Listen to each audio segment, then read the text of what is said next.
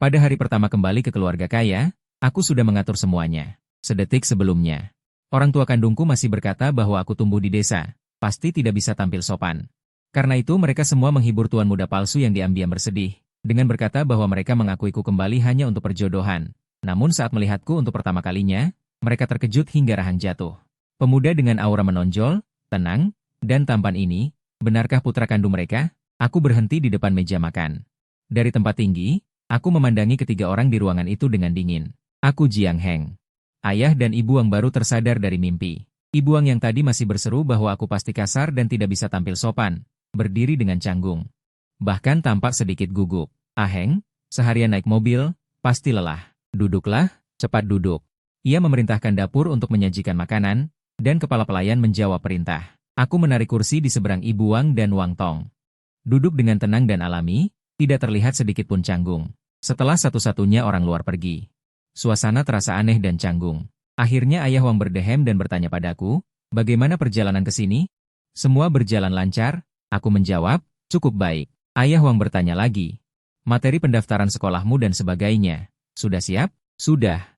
Mendengar itu, Ayah Wang berkata, sepertinya kau dan Tong Er sama-sama lulus ujian masuk perguruan tinggi musim panas tahun lalu.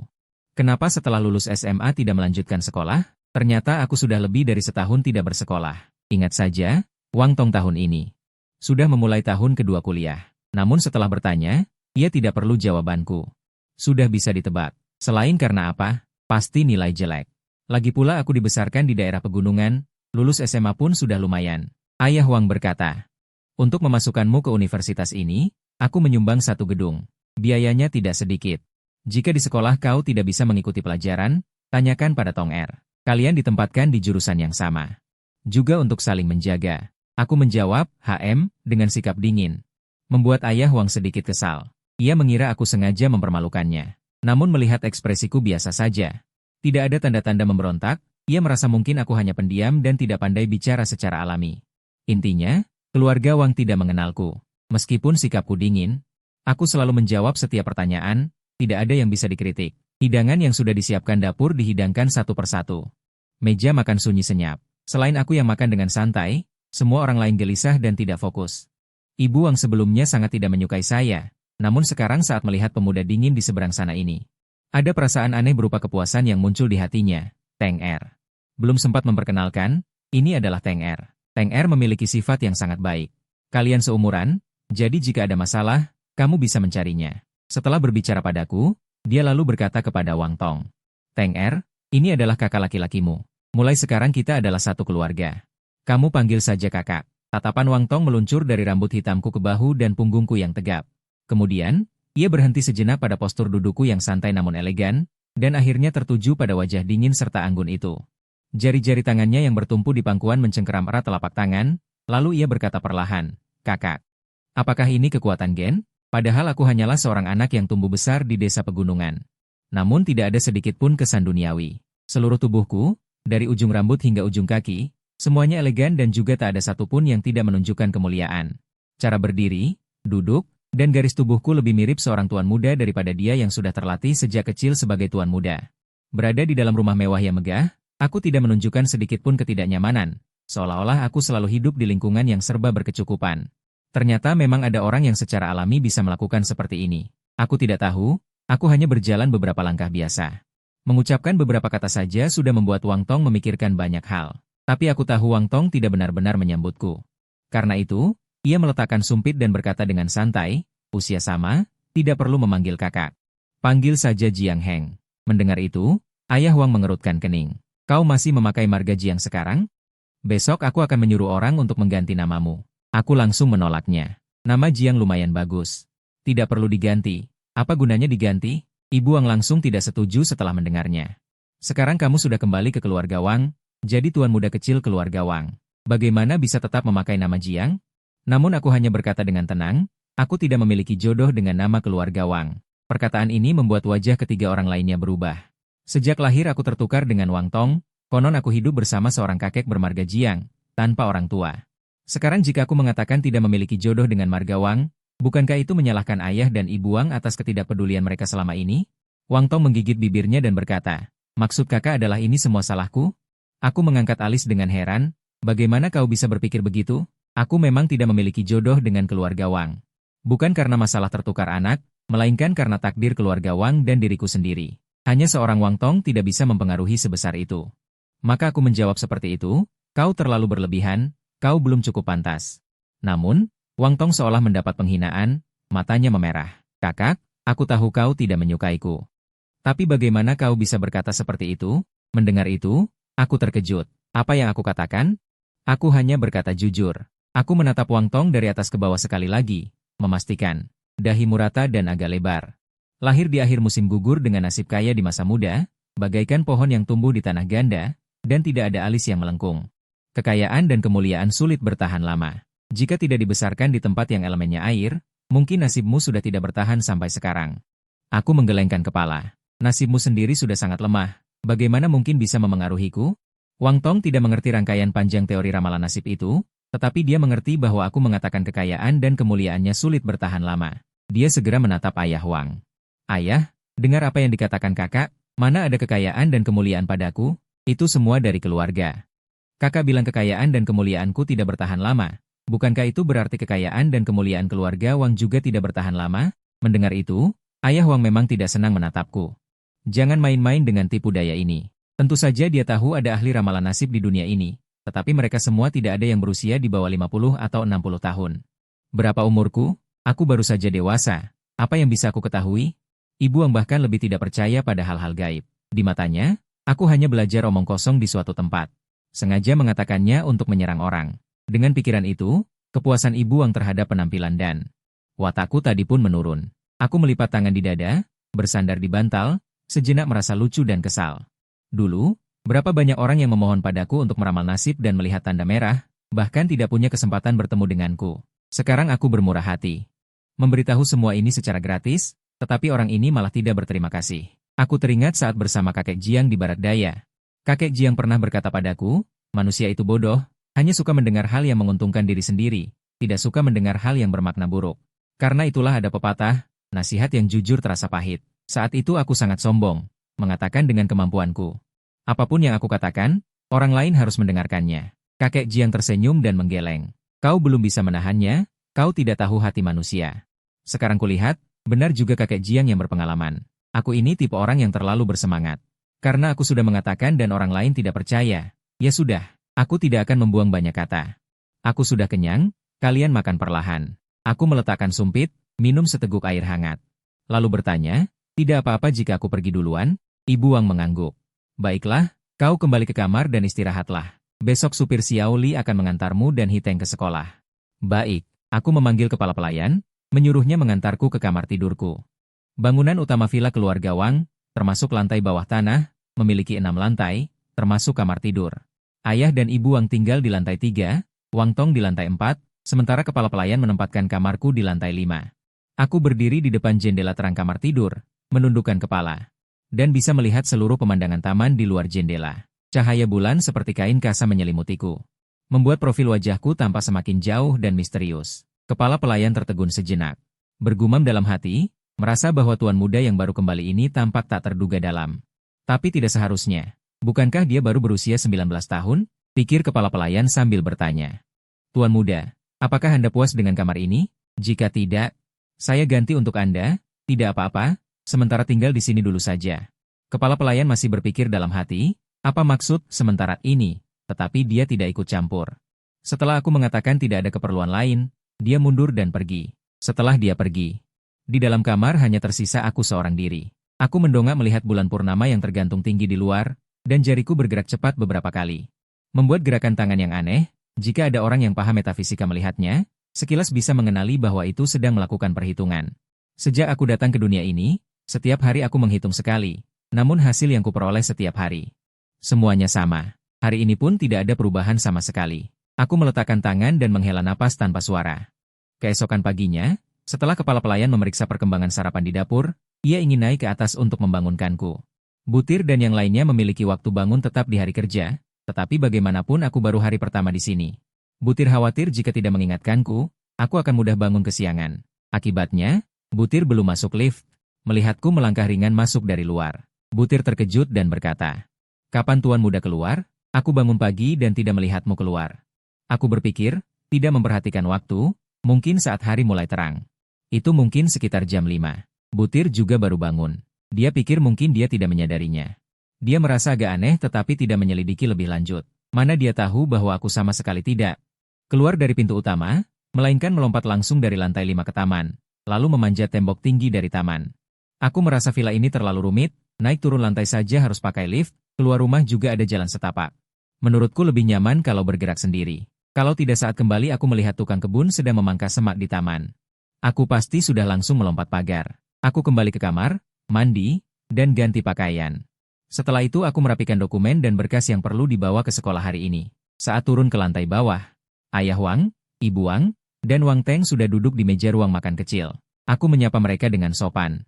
Lalu memilih tempat duduk secara acak. Saat sarapan, Ayah Wang berkata kepadaku, "Aku dan ibumu tadinya ingin mengantarmu dan Teng secara pribadi, tapi hari ini ada rapat penting di perusahaan, ibuku juga harus ikut denganku." Wang Teng sudah setahun lebih tinggal di asrama, dia sudah sangat akrab dengan sekolah. Biarkan dia menemanimu. Aku menelan susu kedelai, meletakkan cangkir, lalu menjawab, "Baik. Aku mengerti." Ayah Wang melanjutkan, "Kamu sudah lebih dari setahun tidak belajar. Pasti akan kesulitan mengikuti pelajaran. Meskipun aku sudah mengeluarkan uang, tapi nilai akademismu terlalu jelek. Juga tidak bisa. Kalau kamu benar-benar tidak bisa mengikuti, kembalilah dan beritahu kami. Kami akan mengatur les privat untukmu." Menurutku ini sangat konyol. Ini sudah kedua kalinya Ayah Wang mengatakan, "Aku tidak akan bisa mengikuti perkuliahan." Meskipun Ayah Wang dan Ibu Wang bersikap seperti orang tua yang penuh kasih sayang. Tapi jelas mereka belum benar-benar mengenalku. Jika mereka teliti memeriksa nilai-nilaiku dari kecil hingga besar, serta kompetisi yang kuikuti 2 tahun lalu, mereka pasti tidak akan berkata seperti itu. Namun aku tidak membantah apapun, hanya mengangguk, menunjukkan sikap menerima apapun yang dikatakan orang tua. Setelah Ayah Wang selesai bicara, aku baru mengambil sumpit lagi untuk melanjutkan makan.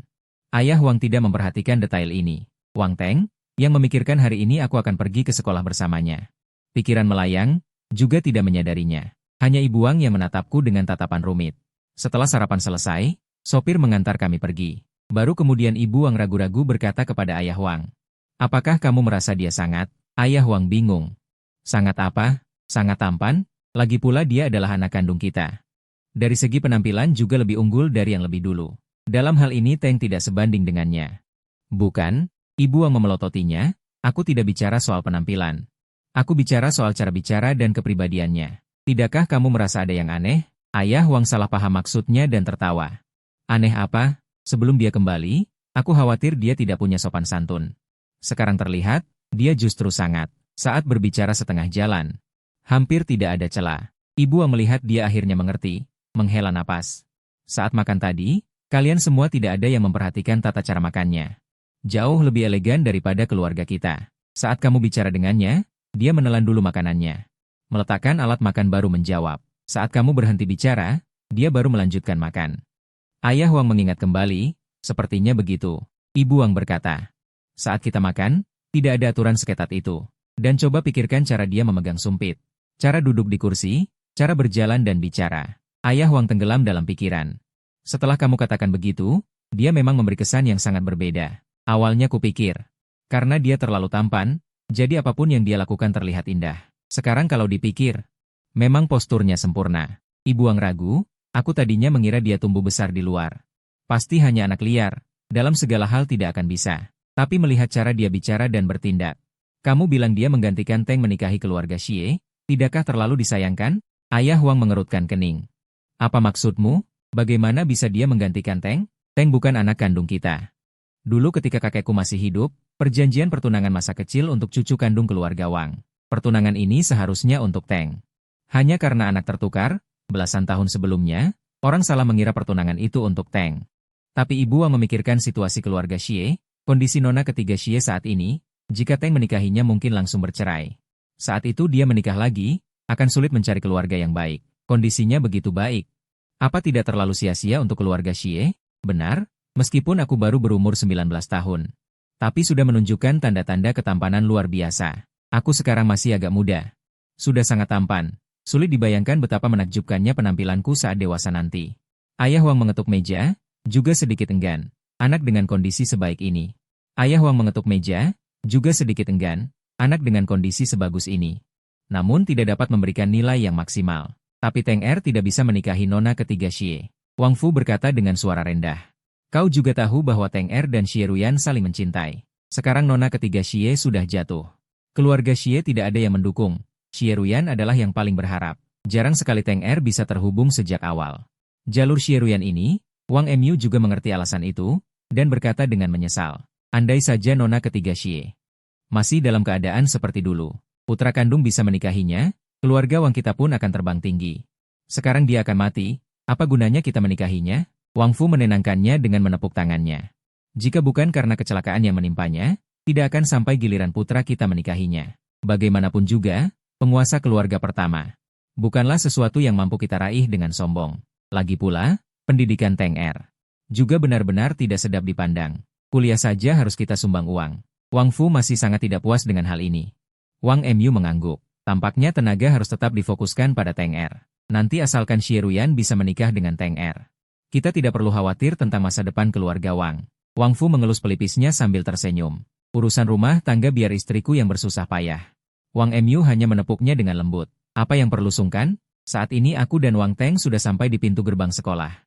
Baru saja turun mobil, kami langsung mendapat tatapan banyak orang. Beberapa gadis sambil berjalan maju menoleh ke belakang melihatku. Wah, orang itu siswa di sekolah kita, kan? Iya, sepertinya. Aku sudah pernah melihat semua pria tampan di sekolah. Pria setampan ini mustahil aku tidak ingat. Ini setidaknya level kampus paling ganteng. Aku sudah terbiasa dengan tatapan dan pujian orang lain, bahkan tidak berkedip sekalipun. Namun wajah Wang Teng tidak terlalu bagus. Biasanya dialah yang menjadi pusat perhatian di keramaian. Sekarang dia berdiri di sampingku, tapi sama sekali tidak ada yang memperhatikannya. Mengingat kata-kata yang pernah dia ucapkan kepada teman-temannya, Wang Teng menghentikan langkahnya, tersenyum canggung padaku. Aheng, aku tiba-tiba teringat masih ada janji dengan teman. Kau bisa pergi sendiri ke kantor akademik untuk urus pendaftaran? Pandanganku melintas di antara alisnya. Tidak apa-apa, aku bisa sendiri. Tapi perlu mengingatkanmu sedikit, peruntunganmu hari ini tampaknya tidak terlalu baik. Mendengar itu, senyum Wang Teng langsung kaku. Secara bawah sadar dia merasa aku sedang asal bicara lagi. Dia berjalan ke depan dengan tidak wajar, sambil dalam hati mengumpat, entah apa yang salah dengan orang ini. Setiap hari bicara hal-hal aneh dan tidak berguna. Apa dia pikir dengan bicara seperti itu orang lain akan takut? Konyol. Wang Teng berjalan tergesa-gesa, naik tangga tanpa memperhatikan. Di tikungan, seseorang yang membawa tumpukan kertas ujian berlari kencang, langsung bertabrakan dengannya. Melihat kertas ujian akan menimpanya.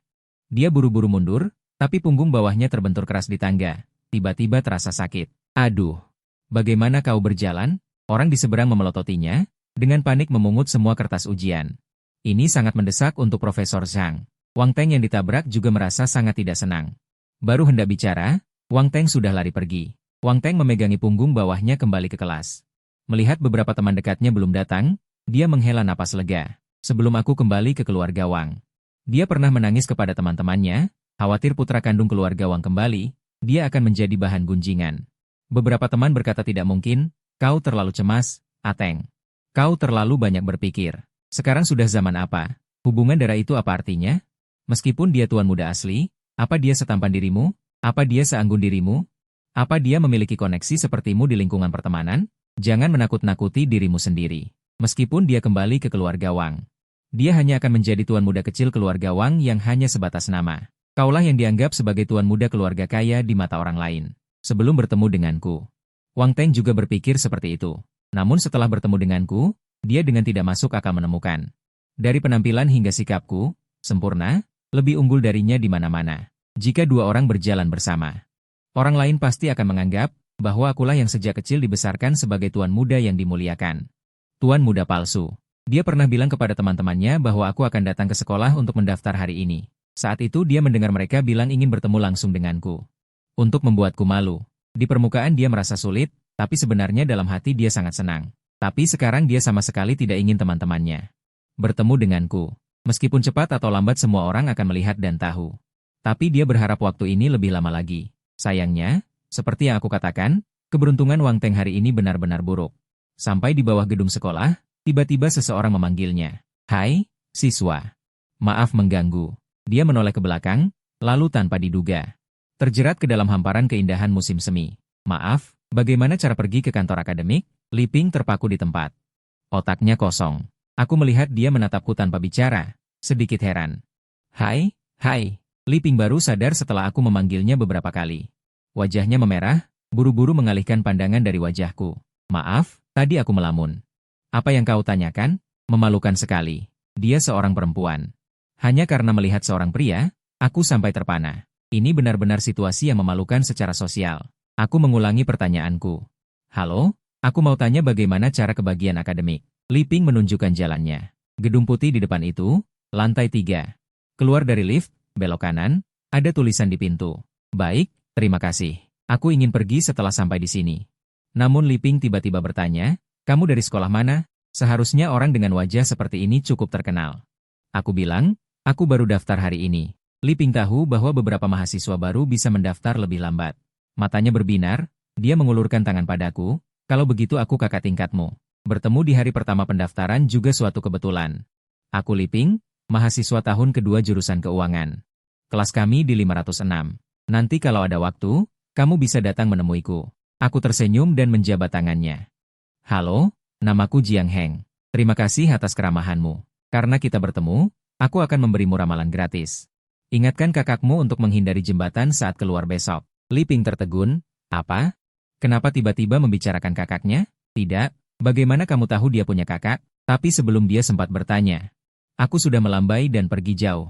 Li Ping kembali ke kelas dengan penuh kebingungan. Dia melihat di sekitar Wang Teng. Ada beberapa orang yang sedang berbicara, lalu dia meletakkan barangnya dan duduk di samping mereka untuk mendengarkan. Mereka sedang mendiskusikan. Kakak Wang Teng yang baru kembali, kenapa dia yang dijadikan tuan besar? Seseorang mempertanyakan, menurut prinsip siapa yang datang lebih dulu. Seharusnya Wang Teng yang menjadi tuan besar. Yang lain setuju, dia baru kembali ke keluarga Wang sehari. Orang tuanya sudah mulai pilih kasih. Mereka bahkan menyuruh Wang Teng memanggilnya kakak. Wang Teng menunduk dan menjelaskan dengan suara pelan. Bukan begitu. Orang tuaku hanya ingin menebus kesalahan padanya. Sebenarnya dia tahu. Alasan ayah dan ibu Wang menjadikannya anak sulung secara nominal adalah untuk menikahkannya dengan nona ketiga Xie tahun depan. Tapi tentu dia tidak bisa mengatakan itu. Mendengar itu, yang lain benar-benar merasa tidak adil baginya. Hari ini mereka memberinya wewenang. Besok apa mereka akan memberikan harta warisan? Ada yang menasihati Wang Teng untuk waspada. Meskipun dialah anak kandung keluarga Wang, yang tinggal di keluarga Wang selama belasan tahun ini adalah Wang Teng. Jika harus diperbandingkan, mereka berdua setara. Wang Teng juga tidak boleh membiarkannya melampaui dirimu. Ada yang mengejek, jangan bercanda. Anak liar macam apa yang bisa setara dengan Wang Teng? Bukankah dia tipe orang yang bahkan tidak tahu tingkat kematangan steak? Atau bagaimana? Seorang gadis dengan kuncir kuda ganda bertanya pada Wang Teng. Apakah kamu melihatnya kemarin? Apakah dia jelek sekali? Tinggal di pegunungan? Apakah wajahnya merah karena sinar matahari? Apakah dia tipe yang tinggi besar dan penuh otot? Dan dia juga bodoh dalam pelajaran. Untuk kuliah saja keluarga Wang harus menyumbang gedung. Kami sudah tahun kedua. Dia masih tahun pertama. Wang Teng tersenyum canggung dan berkata dengan samar, sudah kulihat. Tidak, jangan bicara seperti itu. Semua orang mengira dia hanya tidak tega. Maka mereka tertawa kecil. Li Ping mendengar itu dan berkata, kenapa kalian membahas sampai jauh seperti itu?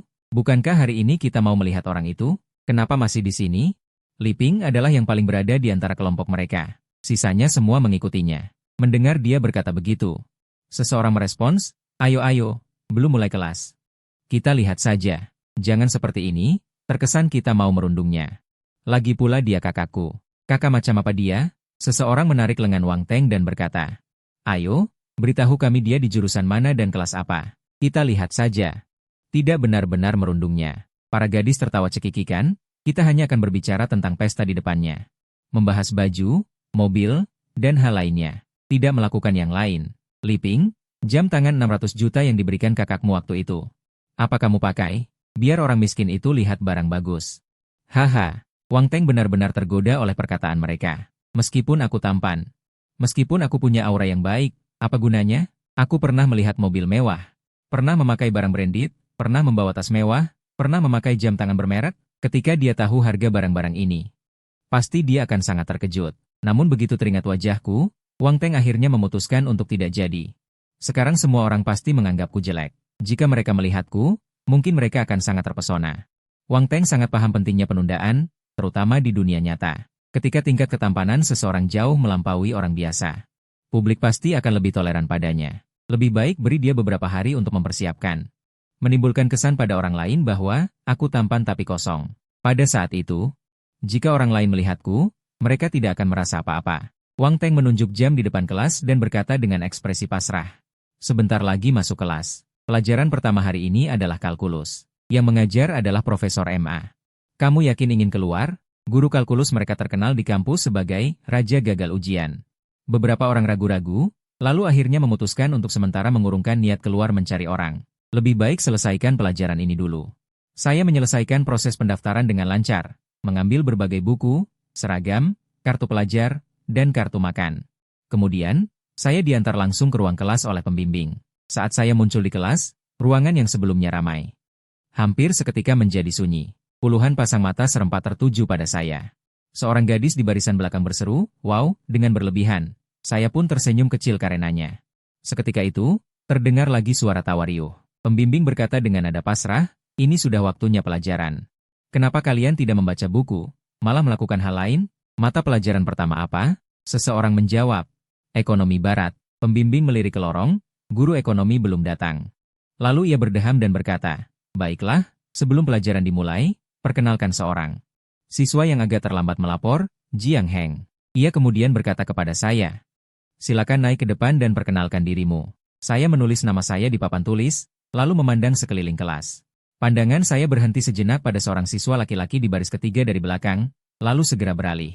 "Halo semuanya, nama saya Jiang Heng." Tepuk tangan riuh terdengar dari bawah. "Selamat datang, siswa baru." Pembimbing, yang juga guru sastra, sedang menatap nama yang saya tulis di papan tulis dengan penuh apresiasi. Tulisan anak ini bulat dan jelas, posturnya tegak.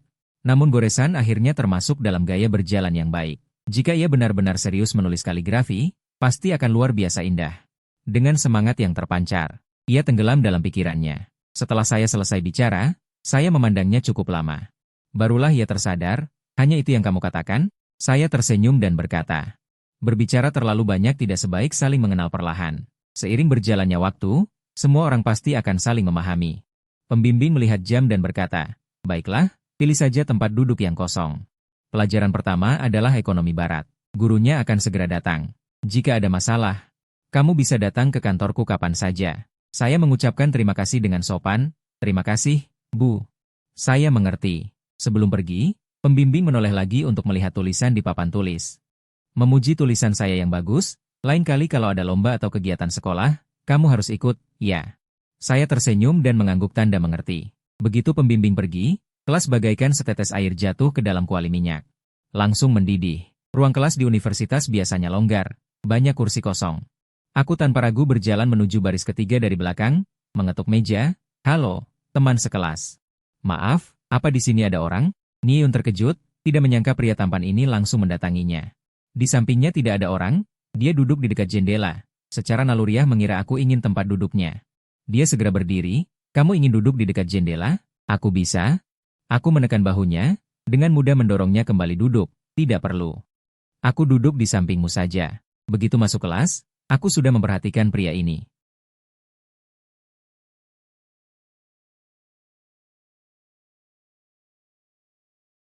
Di antara semua orang yang pernah kulihat dalam hidupku, tidak banyak yang memiliki energi anak. Energi anak yang begitu pekat hingga menular ke orang lain. Apalagi hanya sedikit. Lagi pula energi anak ini tidak murni, pasti orang itu sekarang berada dalam situasi yang sangat sulit. Aku merenung sejenak, menatap Niun dan bertanya dengan suara pelan, "Apakah ada keluargamu yang mengalami musibah?" Niun membelalakan mata dan berucap spontan, "Apa katamu?" Dia sangat terkejut dalam hati. Pria yang sangat tampan ini, begitu bertemu dengannya pertama kali, malah bertanya apakah ada keluarganya yang mengalami musibah. Apa mungkin hubungannya dengan kakak sepupunya sudah terbongkar? Tidak mungkin. Dia sudah menyembunyikannya dengan baik selama bertahun-tahun. Bagaimana tiba-tiba murid baru ini tahu? Niun segera mencari di forum kampus, memastikan tidak ada yang membicarakan dirinya, lalu menghela napas lega.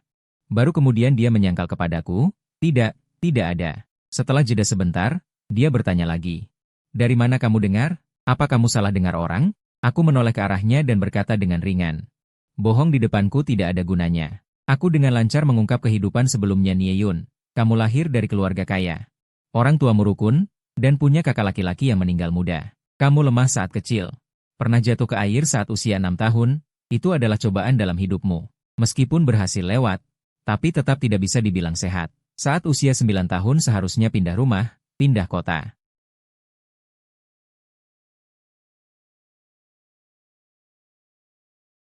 Mohon ampun, leluhur, tolong jangan lanjutkan. Lagi saja semua rahasia keluargaku akan terbongkar. Aku berhenti bicara, sesuai keinginannya, tidak melanjutkan. Aku tersenyum, jangan berbohong di depanku. Kamu transparan di mataku. Nieyun sedikit mendekatiku dan bertanya pelan, bagaimana kamu tahu semua ini? Apa keluargamu semacam agen rahasia? Organisasi intelijen, yang bisa menyelidiki orang dengan mudah? Aku berkata dengan tenang. Tidak, aku tidak perlu memeriksa. Aku bisa meramal nasib. Nieyun berkata dengan bingung. Apa maksudnya meramal nasib? Aku merenung sejenak. Dalam bahasa mereka, itu disebut metafisika. Nieyun tidak percaya, terbata-bata berkata, metafisika? Bukankah biasanya ahli metafisika sudah beruban? Apa kau sudah berusia ratusan tahun? Aku malas memperhatikannya. Siapa bilang ahli metafisika harus tua?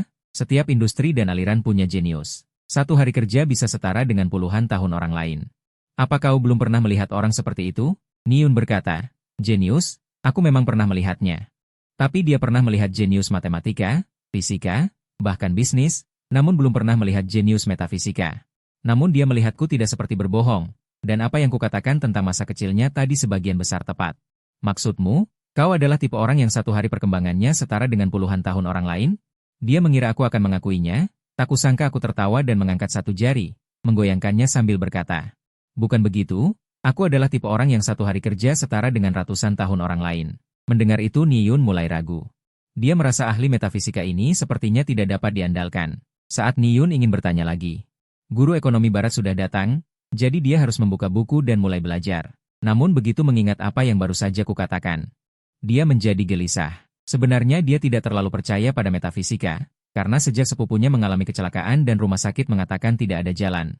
Keluarga sepupunya juga pernah mengundang banyak master yang disebut-sebut. Beberapa mengaku biksu tercerahkan, beberapa mengatakan diri mereka murid dari komandan tertentu di dunia manusia.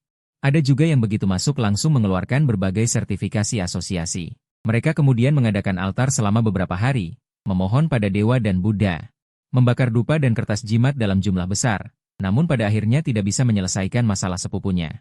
Jika awalnya dia masih berharap pada cara-cara mistis ini harapannya sudah sirna. Tapi Nieyun melihat gurunya yang sedang menjelaskan di podium, lalu diam-diam melirikku dengan sudut matanya. Belum pernah ada orang sepertiku yang dalam sekali tatap bisa mengatakan banyak hal. Meski aku terlihat terlalu muda dan terlalu tampan, tapi dia harus mengaku bahwa saat aku bicara, aku memberi kesan yang sangat meyakinkan. Nieyun ragu sejenak, lalu mengeluarkan ponselnya, membuka halaman kode QR platform sosial.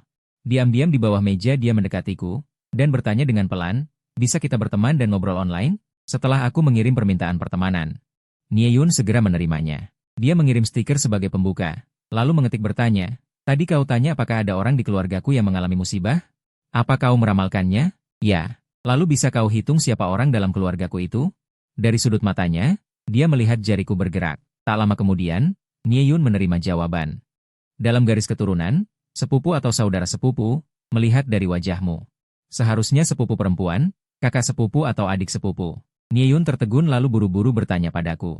Karena kamu tahu dia dalam kesulitan, apakah kamu tahu cara menyelesaikannya? Aku menjawab. Aku perlu bertemu orangnya. Mendengar itu, Nieyun sedikit ragu-ragu, baru menjawab setelah beberapa saat. Masalah ini tidak bisa kuputuskan, perlu bertanya pada orang tua di rumah. Aku tidak menjawab. Nieyun berpikir sejenak lalu mengirimiku pesan lagi, kamu tadi sedikit salah bicara. Aku tidak pernah mendengar aku punya kakak laki-laki. Kali ini aku menjawab dengan cepat, aku tidak pernah salah. Pulang dan tanyakan pada orang tuamu. Master ini terlalu sombong, tetap tidak mengakui kesalahannya. Apakah dia, seorang putra kandung orang tuanya sendiri? Tidak lebih tahu dariku, orang luar? Nieyun tersulut sedikit emosi tidak terima, lalu beralih ke halaman obrolan dengan ibunya. Bu, apakah benar aku punya kakak laki-laki yang meninggal muda? Dia ingin menunggu balasan ibunya. Lalu dia akan screenshot untukku, membuktikan kesalahanku. Tapi dia menunggu cukup lama. Sampai ibunya membalas, bagaimana kamu tahu? Melihat itu, Nieyun hampir melompat. Dia menarik napas dingin, terbatuk-batuk hebat karena tersedak. Guru yang sedang mengajar di depan kelas, menatap dengan prihatin. Siswa, kamu tidak apa-apa? Jika sakit, kamu bisa izin ke ruang kesehatan. Nieyun buru-buru meminta maaf, tidak apa-apa, hanya sedikit flu. Maaf mengganggu pelajaran. Setelah pandangan guru mata pelajaran beralih, barulah dia berkata pada ibunya. Itu dikatakan oleh seorang master metafisika. Awalnya aku tidak percaya. Di atas halaman obrolan muncul. Sedang mengetik, Nieyun agak gugup, khawatir ibunya menganggapnya berbicara sembarangan. Tak lama kemudian, ibunya menelepon balik. Nieyun langsung tahu bahwa ibunya punya pesan penting. Ingin disampaikan padanya. Setelah kelas, dia langsung berlari keluar, ke tempat sepi untuk menelepon. Begitu telepon tersambung, ibu Nieyun langsung bertanya, apa yang dikatakan master? Nieyun mengulangi kata-kataku padanya satu persatu. Begitu bertemu, dia bertanya padaku. Apakah ada orang di rumah yang dalam kesulitan? Setelah aku menyangkal, dia bilang aku berbohong. Lalu dia mengungkap hal-hal masa kecilku. Dia lalu bilang waktu kecil aku sering sakit, kejadian jatuh ke air di usia 6 tahun aku tahu. Saat aku berusia 9 tahun, pekerjaan ayahku berubah, dan kami pindah dari Huaizhou kembali ke Dijing. Sejak saat itu, kesehatanku memang membaik. Tapi dia bilang aku punya kakak laki-laki yang meninggal lebih awal. Ibu Nie menghela napas. Itu benar. Hal ini tidak ada yang tahu selain aku dan ayahmu. Tak kusangka benar-benar ada orang yang bisa melihatnya. Nie Yu awalnya ingin bertanya bagaimana anak itu meninggal. Tapi saat mendengar nada bicara ibu Nie yang sedih, tampaknya dia masih belum bisa melupakan hal itu. Nie Yu pun bersikap dewasa dan tidak banyak bicara. Sebaliknya, dia sengaja mengalihkan topik. Sebelumnya, ayah dan ibu selalu bilang aku sehat setelah pindah kota. Berubahnya lingkungan dan kondisi air tanah membuatku sehat. Kalau menurut apa yang dia katakan, sebenarnya aku bertemu dengan orang baik. Kalau begitu, orang baik itu yang kumaksud adalah sepupuku, Bu. Menurutku dia tampaknya cukup hebat. Bagaimana kalau kita suruh dia melihat sepupuku? Ibu Nie ragu-ragu. Kamu tahu, sepupuku tidak bisa dikunjungi sembarangan. Baiklah, aku tanya dulu. Kalau dia bilang bisa, akhir pekan ini kamu undang orang itu. Ayah yang dimaksud Ibu Nie adalah tuan muda keluarga Xie. Kakek Nie Yu. Nie Yu tahu ini tentang sepupuku, keluarganya pasti akan berhati-hati. Dia mengangguk dan berkata, baiklah, nanti kita bicarakan lagi. Saat dia kembali ke kelas dan duduk di tempat duduknya, aku sepertinya tahu dia pergi kemana. Aku meliriknya dan bertanya dengan santai. Sudah dipastikan, siapa yang salah? Nie Yu tersenyum malu. Aku yang salah. Sejujurnya, aku belum pernah dengar ibu cerita soal itu sebelumnya. Aku berkata acuh tak acuh. Sudah kubilang, di mataku kamu itu transparan. Nie Yu mendengar aku berkata begitu. Sedikit terdiam, menatapku dengan aneh, seolah ingin bicara tapi ragu. Aku berkata, kalau ada yang mau ditanyakan, tanyakan saja. Kenapa kamu bersikap seperti ini? Nie Yu berdehem dan tertawa canggung. Kamu bilang aku transparan bagimu. Apa itu berarti kamu bisa melihat semuanya? Aku menjawab tegas, tentu. Masa lalumu, masa depanmu, jodohmu. 5 elemen, nasibmu, semuanya terlihat jelas bagiku. Nie Yu lalu menurunkan suaranya, wajahnya sedikit memerah. Yang kamu lihat, apakah aku berpakaian, atau telanjang? Mendengar itu, aku terdiam. Nie Yu, aku punya mata dewa, bukan mata tembus pandang. Aku dibuat bingung oleh pertanyaan Nie Yu yang liar, antara lucu dan kesal. Apa-apaan ini? Pikiranmu sedang ngawur apa? Nie Yu tertawa kikuk. Aku cuma iseng, aku sendiri juga tidak tahu. Kenapa tiba-tiba kepikiran dan bertanya seperti itu? Kalau dipikir lagi sekarang, rasanya malu sekali sampai tidak bisa bicara. Untungnya aku tidak benar-benar berniat mempermasalahkannya. Ini jam pelajaran kedua, dan sebentar lagi akan dimulai. Nie Yu buru-buru mencari buku pelajarannya. Pura-pura tidak terjadi apa-apa. Setelah jam kedua usai, ada waktu istirahat yang agak panjang. Untuk memudahkan siswa pindah kelas. Di sekolah ini, selain mata kuliah wajib jurusan, ada juga mata kuliah wajib tingkat sekolah. Dan mata kuliah pilihan siswa. Mata kuliah wajib tingkat sekolah biasanya dijadwalkan di pagi hari. Atau 2 jam terakhir di sore hari. Nie Yu ingin bertanya mata kuliah wajib tingkat sekolah apa yang kupilih. Tapi merasa dirinya baru saja melakukan kesalahan dan masih malu. Tiba-tiba terdengar suara perempuan di pintu bertanya. Apakah di kelas kalian ada siswa baru yang baru datang? Seorang siswa di barisan depan yang sedang membereskan buku menjawab, ada. Kenapa? 4 perempuan di pintu berbisik, ketemu.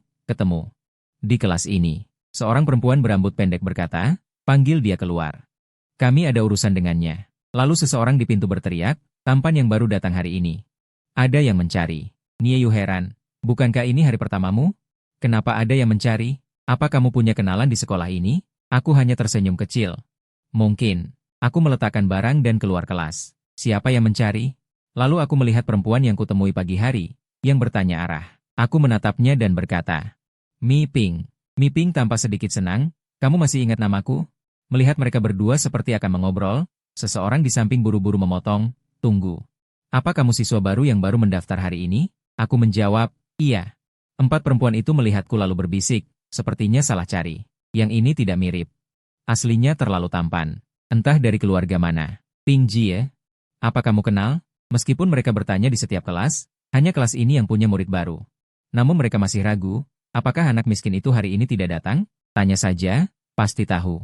Mereka datang diam-diam dari Wang Teng, tahu namaku, tetapi semua merasa orang di depan ini memiliki penampilan dan aura yang luar biasa.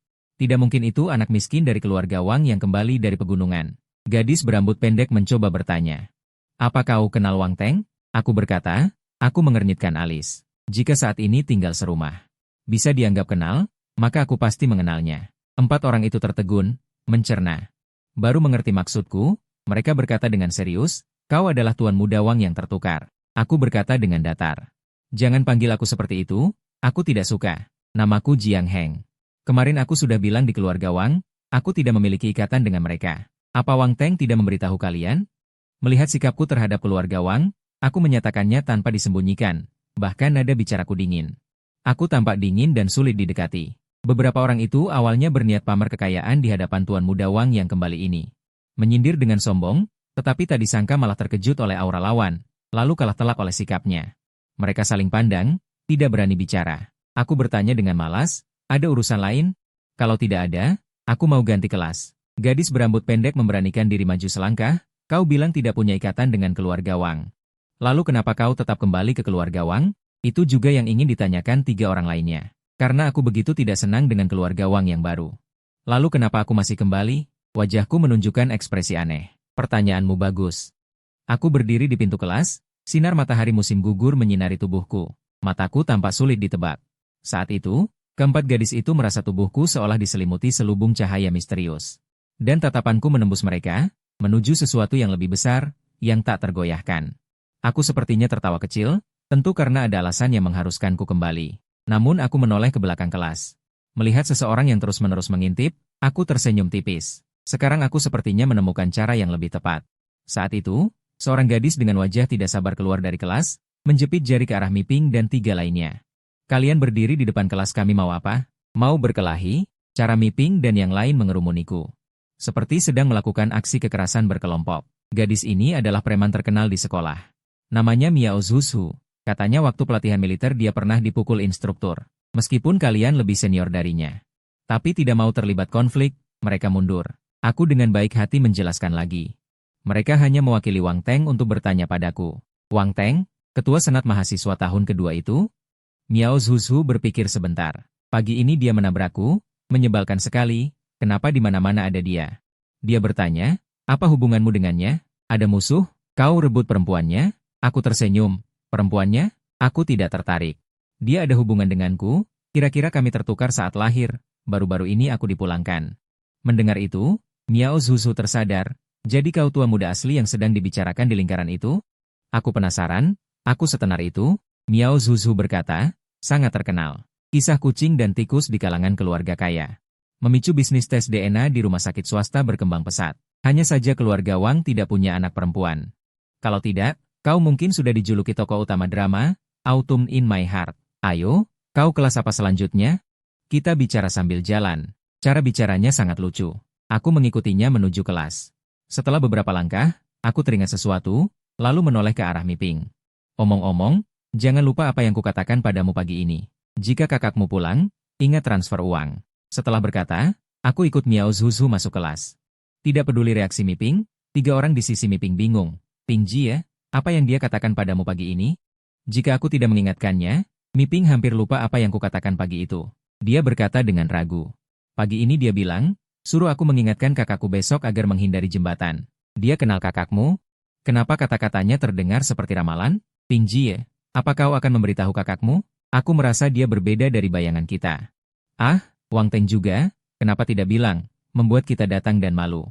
Sebenarnya, hubungan mereka dengan Wang Teng tidak terlalu baik. Hanya teman bersenang-senang yang datang padaku. Setengahnya karena Wang Teng, setengahnya karena bosan ingin lihat keributan. Hanya saja mereka malu di depanku. Lalu semua menyalahkan Wang Teng. Miping paham betul pikiran mereka, tidak ikut berdiskusi. Dia memegang ponsel, mengingat ekspresiku saat bicara tadi. Akhirnya dia mengirim pesan ke kakaknya, Mian. Kakak, besok keluar ingat hindari jembatan. Mian sepertinya sibuk, baru membalasnya dengan tanda tanya menjelang siang. Apa kamu lagi lihat ramalan zodiak? Tanda tanya itu sangat ekspresif, sepertinya dia sering diejek Miping. Mendengar itu, Miping jengkel, mengetik dengan cepat, tidak. Kali ini bukan, ini kata seorang ahli. Dia sendiri tidak tahu apakah ramalanku akurat atau tidak. Atau tidak akurat. Dia tidak mau kalah, harus membuktikan ucapannya. Adalah seorang ahli yang sangat misterius, begitu dihitung langsung tahu. Pokoknya kali ini kamu harus dengar kata-kataku. Apa yang dia katakan juga tidak salah, lagi pula aku tidak kenal satupun orang asing. Bukankah itu sangat misterius? Kakak adikmu biasa membela keluarga. Mian tanpa sadar menjawabnya. Ahli tahu kamu suka lihat ramalan zodiak, beli akik untuk ubah nasib? Miping hampir menangis kesal. Kenapa harus dibahas hal yang tidak perlu? Kakak macam ini siapa yang mau? Cepat bawa pergi. Setelah pelajaran pagi selesai, Wang Teng seperti biasa ingin mengajak teman-teman makan siang. Namun teman-temannya semua memasang wajah dingin, bilang ada urusan lain kali. Jelas ini ekspresi ketidakpuasan. Wang Teng berdiri bingung di tempat, tidak mengerti salahnya di mana. Saat tengah hari, orang berlalu lalang, entah siapa yang terburu-buru ke kantin, pulpennya jatuh dari saku. Wang Teng tidak sempat menghindar, bajunya terkena coretan hitam panjang. Dia ingin memanggil orang itu. Tapi orang itu tidak sadar, sudah lari jauh dalam sekejap. Dia sendiri gigit jari marah. Akhirnya makan asal, sorenya kuliah pun murung. Saat pulang sore, sopir parkir mobil di depan pintu, pergi merokok. Wang Teng buka pintu baru sadar. Aku sudah duduk di kursi belakang. Orang lain setelah kuliah seharian, kelihatan agak lelah. Tapi aku tetap tampan memukau, rambut pun tidak ada yang berantakan. Melihat dia naik mobil, aku meliriknya, tidak berkata apa-apa lalu menoleh, lanjut main ponsel. Tapi Wang Teng hari ini sudah bad mood, merasa dengan tatapanku, seluruh tubuhnya tidak ada yang tidak kacau. Tiba-tiba emosinya meledak, lemparkan tas ke dalam mobil, sambil teriak, apa maksudmu? Aku lihat tas brandy dia menggelinding ke kakiku, pandang dia dengan tenang. Ada apa? Ada apa denganmu? Wang Teng wajah murah menarik bajunya. Kamu tidak lihat noda di bajuku? Mau tertawa silakan, tidak usah mengejek dalam hati. Pura-pura bikin muak, pinggang belakang yang sakit, teman-teman yang tiba-tiba aneh. Baju yang kotor mendadak, memikirkan kejadian hari ini, Wang Teng makin bicara makin marah. Marah sampai ujung jarinya gemetar. Aku tahu sejak kamu pulang kemarin, kamu sudah tidak suka lihat aku. Merasakan aku ambil posisimu, rebut hidupmu. Kamu pura-pura tidak peduli apa-apa di luar. Tapi dalam hatimu benci aku. Melihat dia makin ngawur bicaranya, aku angkat telapak tangan. Buat isyarat menghentikan, semua itu tidak benar, jangan terlalu berprasangka. Sikapku yang acuh tak acuh ini malah makin membuat Wang Teng marah. Wang Teng spontan bilang, kamu tidak peduli, buat apa kamu kembali? Bukankah kamu serakah pada kekayaan keluarga Wang? Kekayaan? Mendengar itu, aku agak geli dalam hati. Apa hebatnya kekayaan keluarga Wang? Jika aku mau, berapapun bisa ku dapat. Aku tatap Wang Teng. Meski sikapku datar, tapi entah kenapa memberi tekanan yang bisa menggetarkan hati. Aku kembali ke Wang tentu ada alasanku. Sedangkan kamu yang bilang harta Wang seperti kotoran. Bagaimana kamu tahu bukan anak Wang? Masih betah tinggal di Wang? Wang Teng tertegun, baru mau bilang orang tua Wang sayang dia. Dengar aku lanjut. Kemarin aku kembali ke Wang, mereka bahkan tidak punya sopan santun menjemput di pintu. Pasti ada yang menahan mereka. Pagi ini 4 cewek cari aku. Meski tidak dapat untung dariku, tapi mereka datang dengan galak. Penuh niat jahat, siapa yang menyuruh mereka? Wang Teng, akal-akalanmu terlalu banyak. Sekarang aku lagi baik hati, tidak akan ambil pusing, tapi kuharap kamu tahu batas. Aku menatapnya dari atas, kalau tidak, kamu tidak akan mau tahu akibatnya jika membuatku marah. Selain itu, aku ingat pagi tadi ku peringatkan, hari ini nasibmu kurang baik. Aku alihkan pandangan. Ambil ponsel lagi, nada santai, anak muda jangan sombong. Lain kali dengar kata. Wang Teng tubuh dingin, baru ingat saat dia sinis pagi tadi. Aku memang sempat bilang, nasibmu hari ini sepertinya kurang baik, waktu itu dia pikir aku hanya bicara asal. Sekarang diingatkan, dikaitkan dengan kejadian hari ini, dia tidak bisa menahan merinding. Sopir pulang dari merokok, lihat Wang Teng berdiri kaku di luar mobil, gemetar kecil. Dia bergumam, Tuan Besar, udara sudah dingin, cepat naik mobil. Jangan sampai masuk angin. Dia hampir seperti dulu panggil Wang Teng, Tuan Besar. Begitu keluar, sadar sekarang Tuan Besar sudah ganti orang, cepat perbaiki. Dia lihat ke arahku di dalam mobil. Temukan aku tidak bereaksi, dia pun menghela napas lega, tidak tahu harus bagaimana. Pemuda yang baru saja dibawa pulang ke keluarga ini memberikan tekanan yang cukup besar. Sementara itu, di pihak Ibu Nie sedang dibicarakan. Setelah menutup telepon dari Nie Yu, dia bergegas menuju keluarga Xie. Nama asli Ibu Nie adalah Xie Huili. Dia adalah putri bungsu keluarga Xie. Di atasnya ada seorang kakak laki-laki. Awalnya, Keluarga Xie dikuasai oleh kakak laki-lakinya itu. Namun beberapa tahun lalu, kakak laki-lakinya, istri kakaknya, dan kakak perempuannya yang kedua tewas dalam kecelakaan pesawat yang sama.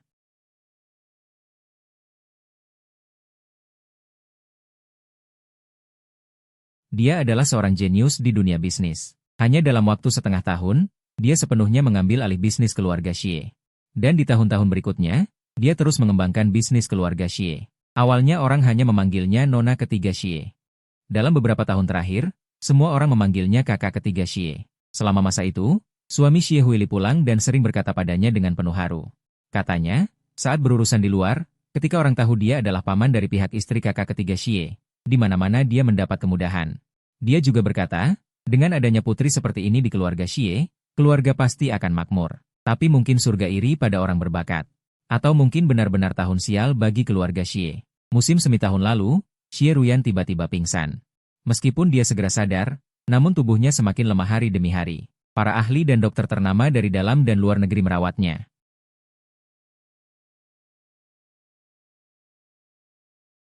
Saat musim panas tahun ini tiba, dokter mengatakan organ tubuhnya gagal fungsi parah, mungkin tidak akan bertahan lebih dari setahun. Setahun berarti musim panas tahun depan, dan sekarang sudah hampir akhir musim gugur. Xie Huili merasakan sakit di hatinya saat memikirkan ini. Kadang saat melihat Xie Ruyan di tempat tidur sakit, dia tak bisa menahan diri untuk mengeluh tentang ketidakadilan takdir. Keluarga Xie gemar beramal. Leluhur mengumpulkan kebajikan, setiap keturunan Xie memiliki moral yang lurus. Mengapa musibah harus menimpa keluarga Xie? Setelah merenggut kakak laki-laki dan istrinya yang dicintainya di kehidupan ini, masih tidak melepaskan cucu perempuan bungsunya. Xie Huili merasa sangat sedih. Namun sebelum memasuki pintu rumah, dia tetap bercermin dan merapikan diri, khawatir ketahuan oleh kakek. Keluarga Xie sekarang sepenuhnya ditopang oleh kakek Xie. Usianya sudah melewati 70 tahun, dan harus berulang kali menanggung sakit karena kehilangan istri, anak, dan cucu. Dia tidak boleh membuatnya semakin khawatir. Aku pulang, kata Xie Huili saat memasuki ruang tamu. Dia melihat kakek Xie sedang duduk di sofa, memakai kacamata dan membaca laporan keuangan. Kakek Xie melihatnya. Melepas kacamata, mengusap pelipisnya, dan bertanya, kenapa kamu datang di hari kerja? Xie Huili menatap pembantu di samping. Pembantu itu mengerti dan pergi untuk menyeduh teh untuk mereka. Kakek Xie bertanya dengan heran. Ini pasti ada urusan penting. Xie Huili menceritakan pengalaman Niu dari awal hingga akhir.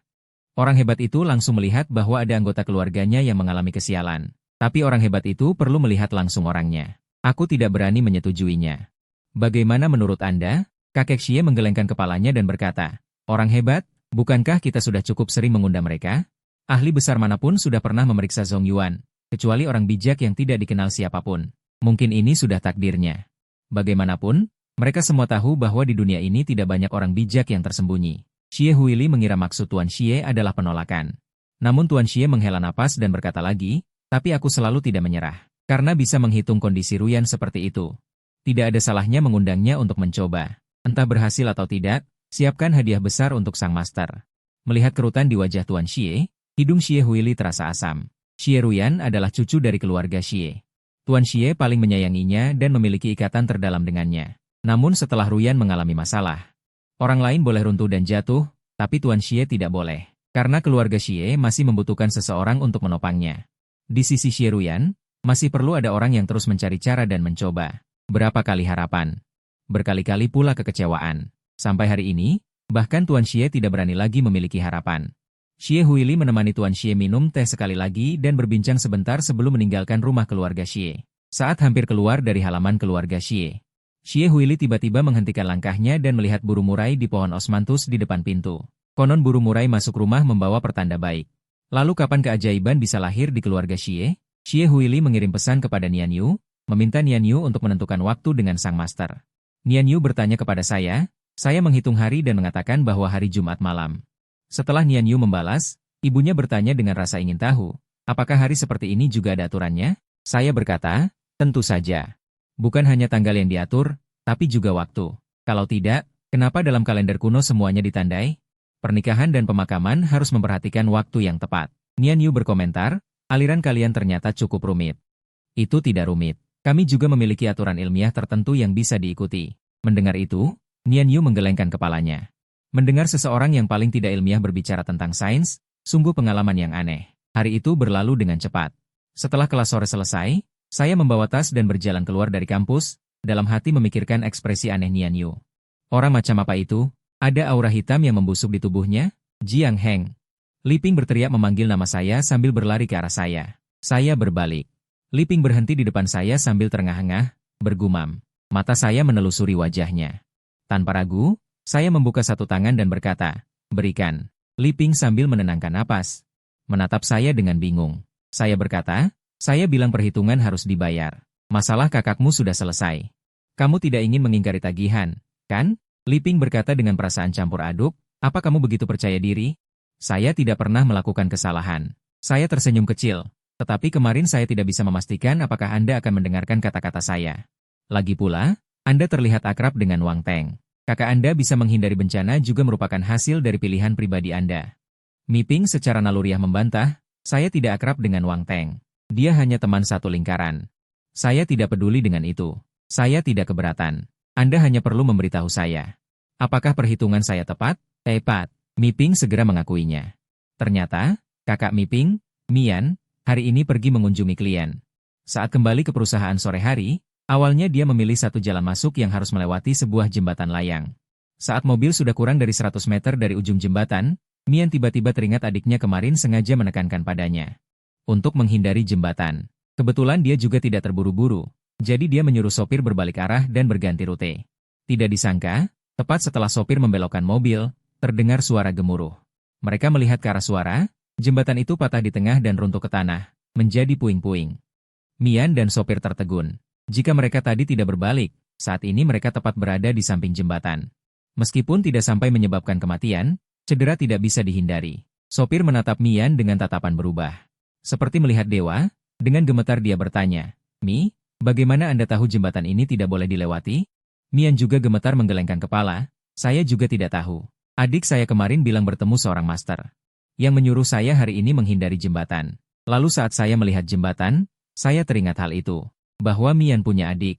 Sopir juga tahu. Dengan rasa hormat dia berkata, "Sepertinya Nona Mi benar-benar bertemu orang hebat. Untungnya saat jembatan runtuh tidak ada yang lewat, tidak ada korban jiwa." Mian dan sopir berhenti sejenak di tempat untuk menenangkan emosi. Lalu buru-buru kembali. Mian di mobil langsung memberitahu Mi Ping tentang kejadian ini, dan juga mentransfer sejumlah besar uang padanya untuk mengundang master ke rumah. Jika master tidak bersedia, jangan dipaksa, cukup berikan uangnya dengan baik. Mi Ping mendengar ini juga merasa tidak percaya, tapi dia tahu bahwa King tidak mungkin bercanda soal hal seperti ini. Dia meminta nomor rekening saya, mentransfer uang kepada saya. Mengingat pengalaman kakaknya masih merasa cemas, dia sangat berterima kasih.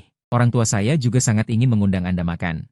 Kapan Anda ada waktu? Saya berpikir sejenak, minggu ini saya sudah ada janji. Minggu depan saja. Jumat malam minggu depan saya akan pergi bersama Anda. Mi Ping segera setuju. Setelah menyelesaikan semua pelajaran siang hari, saya bilang kepada sopir bahwa saya akan pergi bermain ke rumah teman sekelas dan pulang sendiri nanti. Lalu saya naik mobil keluarga Nie. Nie Yu duduk di dalam mobil, tampak lebih gugup dari saya. Sepanjang perjalanan dia gelisah, terus bergerak. Saat mendekati rumah sakit, keningnya bahkan berkeringat. Melihat saya juga bermain ponsel, dia tertawa pahit. "Kamu tidak khawatir sama sekali? Bagaimana jika ini adalah situasi yang tidak bisa kamu atasi?" Saya menjawab dengan tenang. "Hal-hal yang tidak bisa saya atasi bukan hanya satu ini. Apa yang perlu dikhawatirkan?" Nie Yu terkejut mendengar ini. Meskipun dia tidak lama mengenal saya selalu memberinya kesan. Segala sesuatu di dunia ada dalam genggaman, seolah tahu segalanya dan bisa melakukan segalanya. Kadang-kadang saat bicara, bahkan membawa kesombongan yang wajar. Karena itu dia diam-diam menduga bahwa saya pasti berasal dari kalangan pertapa tak dikenal. Dengan kekuatan yang kuat, ini pertama kalinya dia mendengar saya mengucapkan pernyataan yang bernada mengalah. "Ternyata kamu juga punya hal yang tidak bisa kamu selesaikan?" Saya tertawa kecil, "Apa maksudmu dengan kata-kata itu?" "Saya bukan dewa. Bahkan dewa pun memiliki hal-hal yang tidak bisa mereka lakukan. Misalnya," Nie Yu mendesak. "Misalnya, saya kembali ke keluarga Wang. Misalnya, hari ini saya datang ke sini bersamamu." Nie Yu tiba-tiba bertanya, "Apa hubungannya dengan keluarga Wang? Dan apa hubungannya denganku?" "Rahasia langit tidak boleh bocor." Saya menyimpan ponsel. "Baik, kita sudah sampai." Saya turun lebih dulu, berdiri di depan pintu rumah sakit swasta ini. Menengadah melihat ke atas rumah sakit, aura yang kacau, saya termenung. "Ini tempat tinggal sepupumu?" Nie Yu memimpin saya masuk. Dia sebelumnya sudah menceritakan sebagian tentang kondisi Xie Ruyan, serta hubungannya dengan keluarga Xie. Kakek saya dan ibu saya ada di rumah sakit. Ayah saya sedang dinas luar kota, hari ini tidak datang. Mereka melalui lift khusus. Dan tiba di lantai tamu VIP khusus. Segera seseorang dengan alat deteksi menyambut. Nieyu meminta maaf kepada saya. Maaf, pemeriksaan keamanan adalah prosedur wajib. Mendengar itu saya hanya mengangkat bahu. Bisa dimaklumi. Keduanya melewati pemeriksaan, di bawah pengawasan pengawal yang berjarak 3 langkah. Masuk ke ruang rawat Xie Ruyan. Saat pintu ruang rawat dibuka, kakek Xie dan Xie Huili berdiri. Meskipun Nieyu sudah memberitahu mereka bahwa saya adalah teman sekelas kuliahnya yang masih sangat muda. Namun dia tidak pernah mengatakan kalau aku setampan ini. Di mata Xie Huili terbersit kekaguman, dan dia segera menyalami ayahnya.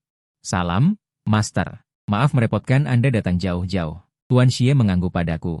Tanpa sedikit pun meremehkan, dia menyapaku dengan sangat sopan. Salam, Master. Silakan duduk, Xiao Yu, ambilkan segelas air untuk Master. Tidak usah, aku akan pergi setelah melihatnya. Mataku menyapu Tuan Xie dan Xie Huili, lalu puas aku tarik kembali. Bagus, kalian berdua orang yang membawa keberuntungan. Tuan Xie merasa tatapanku seolah bisa menembus seseorang. Hatinya tergetar, secerca harapan muncul. Dia memberi jalan, memperlihatkan orang di tempat tidur. Xiao Yu pasti sudah memberitahu Master. Ini dia cucuku, Xie Ruyan. Aku mengamati wanita di tempat tidur yang memejamkan mata. Seolah tanpa suara, meskipun wajahnya kurus dan pucat. Masih terlihat betapa indahnya tulang dan parasnya. Alis dan matanya yang agak dalam. Hidung mancung, bibir tipis pucat, di bawah lampu terang ruang rawat. Ada pesona yang sakit-sakitan. Namun bukan itu yang kulihat adalah di sekeliling tubuh wanita itu. Aura ungu pekat hampir menetes, dan kabut hitam yang bercampur di dalamnya. Aku mengulurkan tangan meraih. Segumpal kabut hitam kutangkap di telapak tangan dan kuperhatikan. Di dalamnya ada sehelai benang putih yang sulit terlihat. Menunjuk jauh ke kejauhan. Aku termenung. Tuan Xie dan dua lainnya melihatku berdiri diam tak bicara. Bahkan membuat isyarat aneh, mereka mulai cemas. Nie Elfe tak sabar bertanya. Apa kau melihat sesuatu? Aku mengepalkan tangan, menghancurkan kabut hitam di telapak. Menatap keluarga Xie, diam sejenak, ada satu kabar baik dan satu kabar buruk. Mau dengar yang mana? Keluarga Xie saling pandang. Di saat seperti ini, kenapa dibagi kabar baik dan buruk? Keadaan Xie Ruyan, jika ada sedikit harapan, itu sudah kabar baik. Sejelek apa lagi? Nie Elfe berkata lebih dulu, dengar kabar baiknya dulu. Aku berkata ringan, sepupumu. Xie Ruyan, dia bukan terkena penyakit medis yang sulit, tapi dijebak orang. Ini bisa kuselesaikan. Beri aku waktu seminggu untuk persiapan, aku bisa membangunkannya. Keluarga Xie terkejut, lalu gembira. Tuan Xie tiba-tiba berdiri. Apakah Master yakin dengan kata-kata ini? Tentu aku yakin. Xie Huili menangis bahagia. Cepat menopang ayahnya. Bagus, bagus, Ruyan tertolong. Mereka untuk sementara mengabaikan soal dijebak yang kusebutkan. Asal Xie Ruyan bisa sembuh. Urusan lain gampang. Nie Elfe juga sangat gembira. Bu, kakek. Sepupu tertolong, sepupu tertolong. Tuan Xie hatinya berdebar. Tak sadar tersenyum. Tapi dia tiba-tiba melihat wajahku yang tenang. Kataku, masih ada kabar buruk. Pikiran panas mereka mendingin. Master, kabar buruk apa lagi? Aku diam sejenak, lalu berkata, kali ini dia dijebak, jadi aku bisa menyelamatkannya. Tapi garis nasibnya sendiri luar biasa. Mungkin dia tidak akan hidup sampai 30 tahun. Ruang rawat yang tadi penuh sukacita. Seketika hening. Nie Elfe berseru, apa maksudnya sepupuku tidak akan hidup sampai 30 tahun? Dia bertanya cepat, apa maksudnya garis nasib luar biasa? Tidak ada cara untuk menyelamatkannya? Aku menggeleng, tidak tahu. Pernah dengar, matahari di puncak akan turun, bulan purnama akan pudar? Segala sesuatu, jika puncak pasti akan surut. Begitu pula nasib. Garis nasib sepupumu terlalu bagus, bagus sampai tidak seharusnya lahir di masa damai, juga tidak seharusnya ada di keluargamu. Aku cukupkan sampai sini. Mereka semua pintar, mengerti maksudku yang tersirat.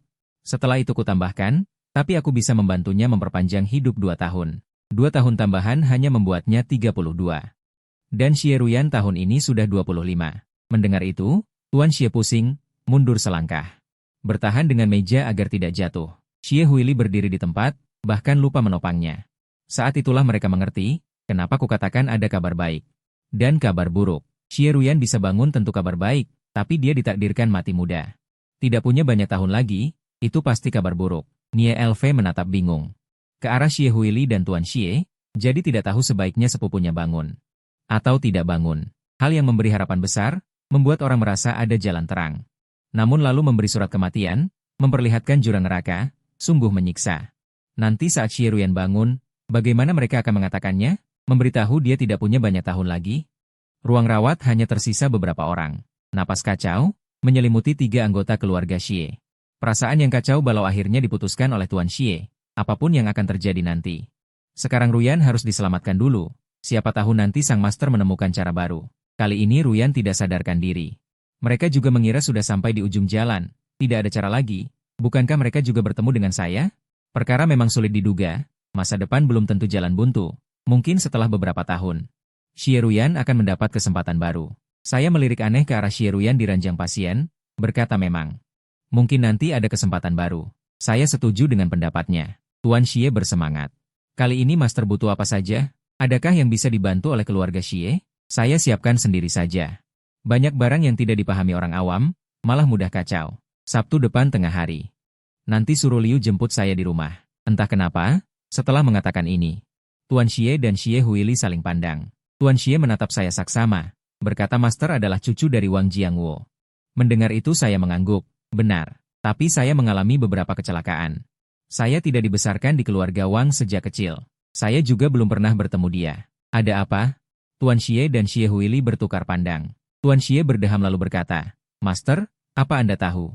Anda dan Ruyan masih memiliki perjodohan masa kecil? Mendengar itu, alis saya berkedut. Apa Anda tahu soal keluarga Wang? Bukankah kabar soal anak asli dan palsu keluarga Wang sudah ramai? Semua orang di kalangan tahu, kan? Ataukah keluarga Xie lebih hebat, tidak tahu kabar dari kalangan bawah? Tuan Xie memang pernah mendengar. Saya bertanya, lalu bisa Anda pastikan yang bertunangan dengan cucu Anda itu saya? Karena selama ini, Wang Tenglah yang menggantikan identitas saya. Tuan Xie tersenyum sambil bertumpu pada tongkatnya. Saat perjodohan itu, ibu Anda baru saja hamil. Kakek dan nenek Anda membawanya ke rumah saya. Berkunjung ke istri saya, kebetulan Ruyan sedang bermain di samping. Mereka berkata, jika ibu Anda melahirkan anak perempuan, dia akan bersaudara dengan Ruyan. Jika melahirkan anak laki-laki, maka dia akan dijodohkan dengan Ruyan. Perjodohan itu ditetapkan untuk anak yang saat itu masih di dalam perut ibu Anda, yang belum lahir. Kalau dihitung seperti itu, hanya bisa Anda. Saya baru tahu duduk perkaranya. Saya melirik wanita di ranjang pasien, berpikir pantas saja saat saya melihat nasibnya tadi. Saya merasakan semacam getaran aneh. Ternyata karena dia sudah memiliki ikatan karma. Hari sudah malam. Saya tidak baik berlama-lama, lalu pamit pada keluarga Xie. Tuan Xie awalnya ingin Liu mengantar saya. Tapi saya tolak. Biar sopir saja yang antar. Sampai jumpa Sabtu depan. Keluarga Xie pun terpaksa mengantar saya sampai pintu rumah sakit. Setelah mobil yang saya tumpangi pergi jauh, Xie Huili menyuruh putranya pulang. Masih agak bingung bertanya pada Tuan Xie, kenapa tadi Anda menyinggung soal perjodohan? Meskipun dia dengar saya ternyata orang Wang. Juga agak terkejut, tapi anak muda sekarang cukup menolak perjanjian model orang tua seperti itu. Bagaimana kalau Jiang Heng dengar jadi tidak senang, tidak mau menyelamatkan Ruyan, ayahnya yang sudah berpengalaman seumur hidup? Seharusnya tidak lupa mempertimbangkan faktor ini. Malam ini penuh suka dan duka, hati Tuan Xie naik turun. Juga agak lelah, dia menghela napas, menjelaskan saya memberinya peringatan. Xie Huili tidak mengerti, peringatan apa? Sejak Wang tua meninggal, suaminya juga tidak lagi mengurus urusan keluarga Wang. Keluarga Wang perlahan menunjukkan kemunduran. Tahun-tahun ini semakin parah. Anda tahu putra tunggal Wang tua itu adalah orang yang tidak berguna. Awalnya adalah teman lama keluarga Wang, meskipun sudah renggang belasan tahun. Tapi bagaimanapun masih ada yang hidup dari generasi tua. Tuan Xie juga masih memperhatikan kenalan lamanya. Lalu Tuan Xie melanjutkan. Saya pernah bilang ke Xie Ruyan, jika di dunia bisnis bertemu orang Wang, bantulah kalau bisa. Sayangnya keluarga Wang di bawah pimpinan ayah Wang semakin tidak maju. Keluarga Xie ingin membantu pun tidak tahu harus mulai dari mana. Tuan Xie mendengus dingin. Meskipun soal tertukar anak memang konyol, tapi setelah anak kandungnya dipulangkan, tentu harus diperhatikan dengan baik. Tapi lihatlah pakaian dan barang yang dipakai anak itu tadi. Mana ada yang mewah? Saat dia menyebut keluarga Wang, nada bicaranya datar, bahkan namanya saja belum diganti. Bayangkan saja bagaimana keluarga Wang memperlakukan mereka. Setelah Tuan Xie berkata begitu, Xie Huili baru mulai mengingat.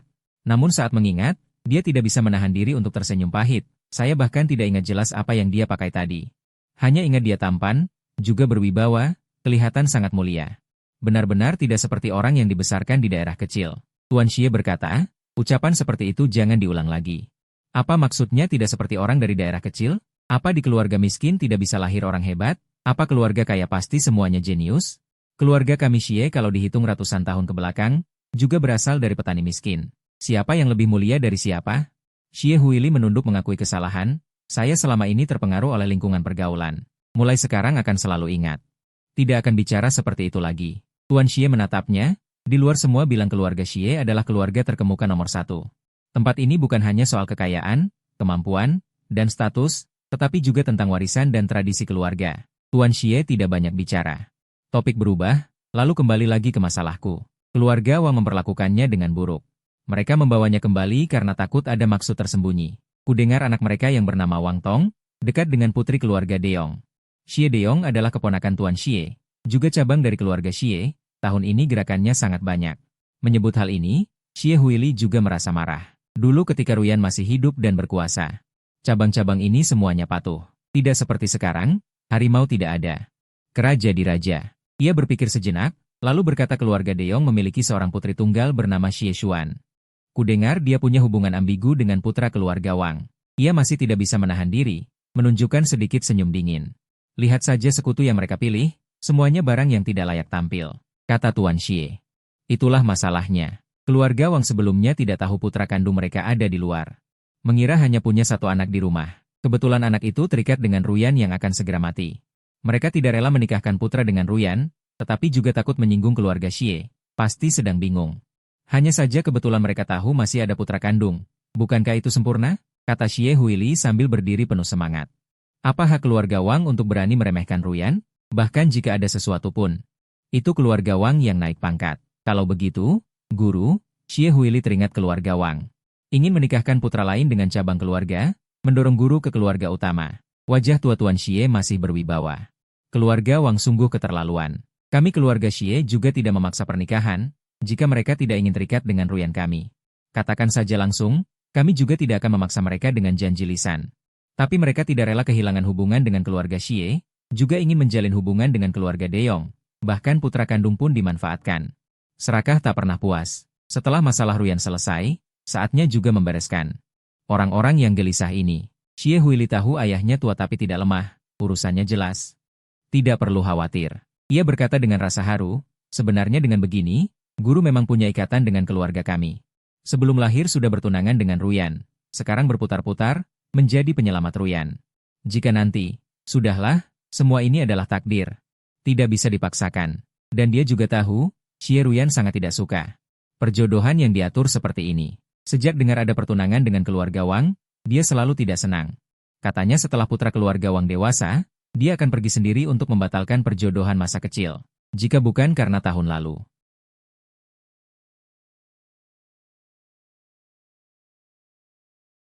Mereka berdua, pria dan wanita tampan, kemungkinan besar tidak ada jodoh. Saat aku kembali ke keluarga Wang, ayah dan ibu Wang ternyata masih duduk di ruang tamu. Melihat aku pulang larut malam, wajah ayah Wang tidak terlalu baik. Kudengar dari sopir Li kamu pergi ke rumah teman sekelas. Aku menjawab dengan malas, HM. Ayah Wang bertanya, teman laki-laki atau perempuan? Bukankah kamu baru di sini? Sudah punya teman baik? Sambil berjalan menuju tangga. Aku menjawab santai, teman sekelas laki-laki. Aku tahu kamu dulu tidak terbiasa dengan aturan.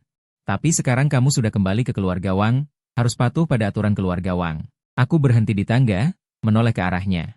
Dengan santai. Sikapmu seperti apa? Aku merasa sedikit malas. Dulu aku pernah dengar, ada orang tua yang menetapkan aturan.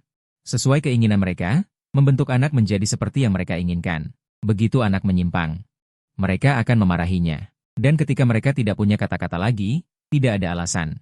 Mereka menggunakan status sebagai orang tua, menekan anak dari sisi moral, mengkritik sikap anak, dan sebagainya. Sepertinya ayah Wang termasuk tipe itu, anak ideal yang diinginkannya pasti lemah dan bisa dikendalikan.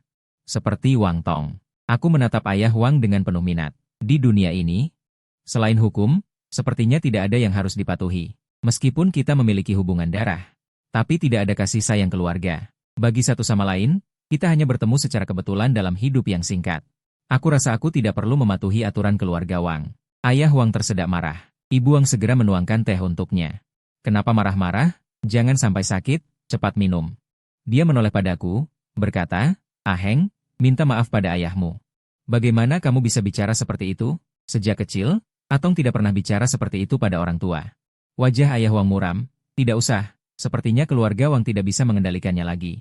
Kebetulan kamu masih punya satu perjodohan. Ayah Wang berkata padaku, agar kamu tidak melakukan hal memalukan. Dan mempermalukan keluarga Wang, lebih baik segera atur pertunangan untukmu. Ekspresi Ibu Wang melunak. Juga berkata, perjodohan ini sudah ditetapkan saat kamu masih dalam kandunganku. Sekarang kamu sudah dewasa. Tidak perlu menikah, bisa bertunangan dulu. Keluarga pihak lawan memiliki status yang sangat tinggi, bahkan lebih kuat dari keluarga kita. Hitung-hitung juga keluarga Wang yang naik derajat. Kamu tidak perlu khawatir akan dirugikan. Pak Wang setengah bercanda setengah serius membalik-balik kalender. Besok aku akan mengunjungi keluarga Xie. Segera selesaikan urusan pertunangan ini, biar kamu juga bisa tenang. Buang berkata dengan lembut, ini terlalu cepat, anak baru pulang beberapa hari. Belum sempat merawatnya dengan baik. Cepat apa cepat? Pak Wang berkata dengan nada tidak setuju. Dia melirikku, lalu berkata dengan nada sinis, aku sudah mengeluarkan banyak uang yang sia-sia. Bersusah payah mencarikannya universitas, menyuruhnya belajar, tapi dia malam-malam pergi bermain dengan teman sekelas, pulang dibilangin sedikit langsung membantah. Kalau terus di rumah, belum tentu apalagi yang akan dia perbuat. Keduanya satu main baik, satu main jahat. Sekejap saja mereka sudah mau menuntaskan urusan. Aku menyaksikan semuanya, tak bisa menahan tawa geli. Jika sampai sekarang aku masih tidak mengerti drama besar apa yang dimainkan Pak Wang dan Buang, maka aku sudah hidup sia-sia 2 kali. Hanya wanita pucat dan cantik yang kulihat di rumah sakit malam ini, yang membuatku berpikir dengan penuh selera. Penguasa keluarga Xie, ternyata bisa diremehkan oleh pasangan biasa dari keluarga kaya, cukup menarik juga. Dengan status keluarga Xie, bahkan jika Xie Ruyan mati, banyak orang yang ingin menikahi nama besarnya. Pak Wang dan Buang, bukannya memberikan kesempatan naik derajat ini kepada Wang Tong, tapi memberikannya kepadaku. Pasti ada yang tidak beres. Ada alasan apa? Aku teringat Wang Tong yang tidak tahu diri. Samar-samar terungkap aroma percintaan, lalu aku hubungkan dengan keluhan Wang Tong saat mengobrol bahwa cabang keluarga San dari keluarga Xie. Sangat gelisah, seketika aku bisa menebak kira-kira. Keluarga Wang punya rencana yang penuh perhitungan.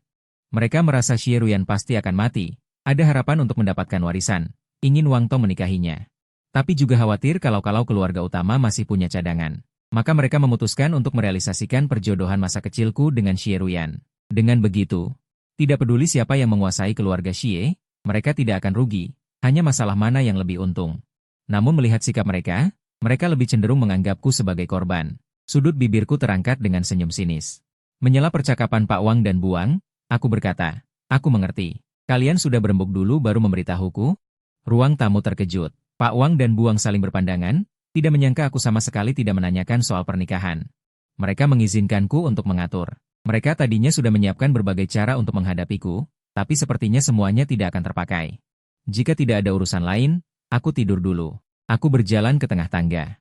Tiba-tiba menoleh dan berkata, aku baru saja membaca sebuah kalimat di buku, ingin membagikannya kepada kalian. Berbuat baik membuat hati tenang setiap hari. Berbuat licik membuat hati lelah setiap hari. Menarik, bukan? Aku bertanya dan menjawab sendiri. Namun tidak perlu jawaban. Setelah berkata begitu, aku langsung kembali ke kamar. Pak Wang dan Buang mendengar apa yang kukatakan, tapi tidak memahaminya. Mereka malah merasa putra kandung ini sangat aneh. Buang berbisik, benar-benar besar di gunung, tidak sebanding dengan Atong. Tadi suasana terasa tidak pas. Sementara itu, kepala rumah tangga yang keluar dari ruang tamu, berdiri di balik pintu dan kebetulan mendengar isi perkataanku saat pergi. Berdasarkan sumber dan pengucapan, dia mencari secara kasar. Dia mendengar keluhan Buang, lalu melihat layar ponsel yang menampilkan penjelasan dari kalimat yang kuucapkan. Wajahnya menjadi serius. Berbuat baik membuat hati tenang setiap hari. Berbuat licik membuat hati lelah setiap hari. Artinya, orang yang berhati baik akan tenang batinnya. Keadaannya semakin baik. Orang yang suka berpura-pura dan menipu, meskipun bersusah payah, pada akhirnya sia-sia. Apakah Tuan Muda tahu sesuatu? Haruskah dia mengingatkan Pak Wang dan Buang? Kepala rumah tangga ragu-ragu beberapa kali, lalu pergi ke dapur memanaskan segelas susu. Datang ke kamarku. Aku sedang berdiri di dekat jendela melihat keluar. Mendengar suara ketukan pintu, aku tidak menoleh, langsung berkata. Kepala rumah tangga bersikap sangat hormat. Tuan Muda, melihat Anda pulang larut malam, saya memanaskan segelas susu untuk Anda. Minumlah sebelum tidur, bisa membantu tidur. Dia meletakkan susu di nakas. Sambil memegang nampan, dia menatapku. Aku tidak berbalik, juga tidak berbicara. Kepala rumah tangga menundukkan mata dengan perasaan campur aduk. Kalau begitu, Tuan Muda cepat tidur. Besok hari Sabtu. Waktu sarapan akan lebih lambat 1 jam dari biasanya. Jika Anda ingin makan bersama Nyonya dan Tuan, bisa menyesuaikan waktu, atau Anda ingin mengatur waktu lain juga bisa. Dia sedikit membungkuk, hendak pamit, tapi tiba-tiba mendengar aku bertanya tanpa diduga. Kamu punya seorang anak laki-laki? Kepala rumah tangga kaku seluruh tubuh, menatapku dengan tajam. Sebagai kepala rumah tangga, tentu saja dia tahu betul semua perkembangan keluarga Wang. Selama beberapa hari aku di keluarga Wang, aku tidak pernah mengobrol dengan siapapun. Bagaimana aku tahu dia punya anak laki-laki? Kaca di malam hari seperti cermin yang tidak terlalu jelas, bisa memantulkan bayangan seseorang secara kasar. Aku berdiri di depan jendela, tidak perlu menoleh ke arah kepala rumah tangga, sudah melihat melalui kaca di samping. Melihat ekspresinya, aku tersenyum. Jangan terlalu gugup. Aku hanya bertanya iseng, tidak ada maksud lain. Kepala pelayan menenangkan diri. Maaf, Tuan Muda. Aku hanya tidak menyangka bahwa dalam waktu sesingkat ini Tuan Muda sudah mengetahui situasi keluargaku. Aku menggeleng. Bukan dalam waktu singkat, tapi sejak pertama kali bertemu denganmu. Aku menganggukkan dagu ke arah rak buku yang tidak jauh. Anakmu sedang sakit akhir-akhir ini, kan? Rak buku ketiga dari kiri. Ambil jimat berbentuk segitiga dari kotak itu, lalu taruh di bawah bantal anakmu. Dalam 3 hari pasti ada perbaikan. Kepala pelayan menemukan sebuah kotak kulit hitam, membukanya dan tidak melihat barang lain dengan sembarangan. Dia hanya mengambil satu jimat segitiga dan menggenggamnya di telapak tangan. Dia pernah mengikuti Tuan Tua, sudah menyaksikan banyak tokoh dan situasi. Hampir seketika dia menebak kemampuanku. Pantas saja auranya begitu unik dan berwibawa. Pantas saja aku bilang sejak pertama bertemu. Aku sudah tahu situasinya. Kepala pelayan mengerti dalam hati. Sebelum naik ke atas, keraguan yang berkeliaran di pikirannya benar-benar mantap. Dia muncul kembali, membungkuk lebih dalam. Tuan Muda, adakah yang perlu saya lakukan? Untuk saat ini tidak ada. Aku berpikir, bicara dengan orang pintar itu memang melegakan. Nanti kalau ada, aku akan mencarimu sendiri. Artinya, jika aku tidak mencarinya, dia tidak perlu melakukan apapun. Kepala pelayan mengerti. Saat dia menutupkan pintu kamar untukku, dia tidak bisa menahan diri untuk melirikku sekilas. Dia masih berdiri di depan jendela, entah sedang melihat apa. Sebelum tidur, aku secara refleks melakukan perhitungan ramalan. Sejak aku datang ke dunia ini, setiap malam aku selalu menghitung nasibku sendiri. Kecuali satu hasil perhitungan setahun yang lalu yang menunjukkan keanehan, semua hasil perhitunganku selama ini konsisten. Namun hari ini jelas berbeda. Setelah jariku bergerak cepat beberapa kali, aku mendongak tiba-tiba. Cahaya di mataku bersinar terang. Aku tadinya sudah berbaring, tapi kini segera bangun. Mengambil kertas dan pena dari lemari, mulai melakukan perhitungan berdasarkan numerologi. Setelah aku selesai memverifikasi. Sudah hampir pukul 3 pagi. Aku menghela napas panjang. Wajahku tidak terlihat lelah. Sebaliknya penuh sukacita. Hari ini Nieu bertanya, jadi ada hal yang tidak bisa kau selesaikan? Aku menjawab, tentu saja. Misalnya, kembali ke keluarga Wang. Nieu tidak mengerti maksudku. Hanya aku sendiri yang tahu. Jika aku tidak kembali ke keluarga Wang, aku pasti akan mati. Seperti kata pepatah, cinta yang terlalu dalam tidak akan bertahan lama, kecerdasan yang ekstrim pasti akan merugikan diri sendiri. Seperti saat Xie Ruyan bersujud di Lingge sampai ekstrim. Wajahnya hampir tidak bisa menahan ekspresi. Aku memahami rahasia langit, memiliki kemampuan luar biasa. Tetapi juga ditakdirkan untuk tidak berumur panjang. Atau dengan kata lain, orang dalam metafisika sering mengalami situasi, 5 cacat dan 3 kekurangan. 5 cacat merujuk pada duda, janda, yatim, kesepian, dan cacat. 3 kekurangan adalah kekayaan, umur, dan kekuasaan. Yang aku langgar adalah yang paling berat, kekurangan umur. Di kehidupan sebelumnya, aku lahir di keluarga persilatan kuno. Ada metode kultivasi rahasia tingkat dewa untuk memperpanjang hidup, ada artefak ruang yang bisa di-upgrade untuk menyediakan makanan. Tetapi tetap tidak bisa lepas dari kutukan mati di usia 25 tahun. Sejujurnya, aku tidak menyangka bisa hidup dengan cara lain. Putra asli keluarga Wang. Tertukar dengan orang lain setelah lahir. Orang tua yang tertukar itu malah meninggal berdua dalam kecelakaan mobil. Meninggalkan seorang anak laki-laki berusia kurang dari 3 tahun, kelaparan sendirian di rumah. Saat mata kecil itu terbuka. Nyaris pingsan karena rasa perut kosong yang menyiksa. Aku susah payah menemukan sedikit biskuit di rumah. Lalu naik ke atas kursi, memanjat meja marmer dapur untuk merebus air. Di dapur yang kosong, seorang anak kecil kurus, pucat pasi, berlutut di depan. Ceret air panas, menangis kesakitan karena terbakar. Kakek asli, Jiang Hongren, mendapat kabar dan bergegas datang ke kota ini. Saat membuka pintu rumah, dia melihat pemandangan ini. Matanya berkaca-kaca, dia langsung memelukku dan meneteskan beberapa air mata. Jiang Hongren adalah seorang ahli metafisika, tinggal di desa terpencil di barat daya. Dia mengurus warisan orang tua asalku. Lalu membawaku kembali ke barat daya. Dia kehilangan istri di usia paruh baya, dan kesepian di hari tua.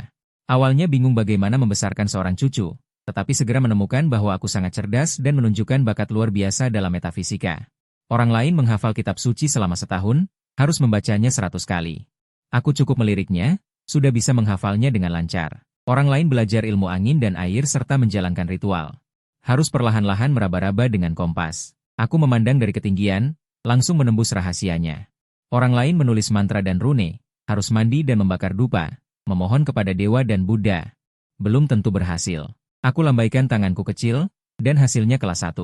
Semua pengetahuan Jiang Hongren tentang belajar metafisika, satu persatu hancur berkeping-keping di hadapanku. Dalam hal-hal semu dan nyata, mulai dari sosok sempurna hingga peristiwa sempurna, semua pencapaian yang luar biasa. Pasti ada seseorang yang membayar harga yang luar biasa. Inilah yang sering disebut orang sebagai arti di baliknya. Semua pasti sudah ditentukan sebelumnya. Sebab dan akibat pasti ada penyebabnya. Benar, Jiang Hongren menghitung nasibku dan menemukan aku tidak akan hidup melewati usia 20 tahun. Sementara saat itu aku sudah berusia 15 tahun. Jiang Hongren sangat berduka hingga jatuh sakit, sebaliknya aku yang harus merebuskan obat untuknya. Sambil menghiburnya, apa yang kamu takutkan? Orang jenius sepertiku. Setiap tahun hidupku di dunia ini setara dengan 10 tahun orang lain. Meski aku hanya hidup 20 tahun. Itu lebih baik daripada orang lain yang hidup 100 tahun. Jiang Hongren berpikir dan bertanya, apakah kamu sudah tahu sejak lama? Dengan bakat luar biasa sepertiku, bagaimana mungkin aku tidak pernah menghitung nasibku sendiri? Aku diam saja mengakuinya. Jiang Hongren bertanya, kenapa tidak kamu katakan lebih awal? Dengan waktu yang lebih banyak. Mungkin aku bisa menemukan cara. Aku tersenyum, kalau begitu, kamu sudah tahu sejak awal? Aku bukan cucu kandungmu, kenapa tidak kamu beritahu? Kami saling bertatapan. Hening sejenak, lalu tertawa bersama. Jiang Hongren tertawa sambil menghela napas. Ternyata kamu juga tahu hal itu. Kadang rasanya kamu benar-benar tidak seperti anak kecil. Apa bedanya apakah kamu kandung atau tidak? Bertahun-tahun begini, meski bukan anak kandung, sudah seperti anak kandung. Ya, sejak dulu kala, aku sudah bisa melihatnya. Kebenaran tentang asal-usulku. Jika aku benar-benar ingin kembali ke keluarga Wang, ada ribuan cara yang bisa aku lakukan dengan mudah. Tapi aku tidak pernah mempertimbangkan hal itu. Aku dan Pak Tua Jiang tinggal di desa kecil. Hari-hari kami sangat nyaman. Aku juga tidak punya harapan besar terhadap usiaku. Di kehidupan sebelumnya, aku memiliki ilmu sakti dan harta berharga. Bertahan hingga usia 25 tahun, namun tetap tidak bisa lolos dari kejaran takdir. Di kehidupan ini, tubuhku memiliki keterbatasan bakat. Tidak bisa lagi beristirahat, juga tak perlu bersusah payah. Tapi Jiang Hongren tidak setuju. Ia membuka-buka buku kuno dan naskah langka, berusaha mencari cara untuk mematahkan nasibku. Setiap hari ia mendesakku mencari jalan keluar. Aku bilang tidak ada cara. Ia mengomel sambil memutar kumis dan melotot, bukankah kamu seorang jenius? Mana ada jenius sebodoh ini? Tidak melakukan apapun sudah pasrah. Cepat bangun dan pikirkan. Kakek tua ini tidak mau lagi mengalami anak muda meninggal sebelum orang tua. Apa aku masih bisa berharap kamu memberiku dupa di masa depan? Mungkin kata-kata terakhirnya menyentuhku. Aku mulai mencari jalan keluar. Namun siang malam aku menghitung. Tidak melihat sedikit pun celah. Hingga setahun yang lalu, setelah aku lulus SMA. Pada suatu malam yang larut aku tiba-tiba terbangun dengan firasat. Setelah menghitung dengan jari, aku menemukan secerca harapan hidup. Dan secerca harapan itu samar-samar mengarah ke utara. Keesokan harinya setelah Jiang Hongren mengetahuinya, ia langsung bersiap mengemasi barang bawaan untuk membawaku ke utara. Akulah yang menghentikannya. Harapan hidup itu lemah, tidak ada petunjuk pasti. Aku tidak tahu berapa lama harus berkelana di luar. Kamu sudah tua, tunggu saja kabar dariku di rumah. Lalu aku sendirian membawa uang. Membawa barang-barang, berkelana di utara. Setahun kemudian, saat bersantai di sebuah toko barang antik, aku menerima telepon dari keluarga Wang.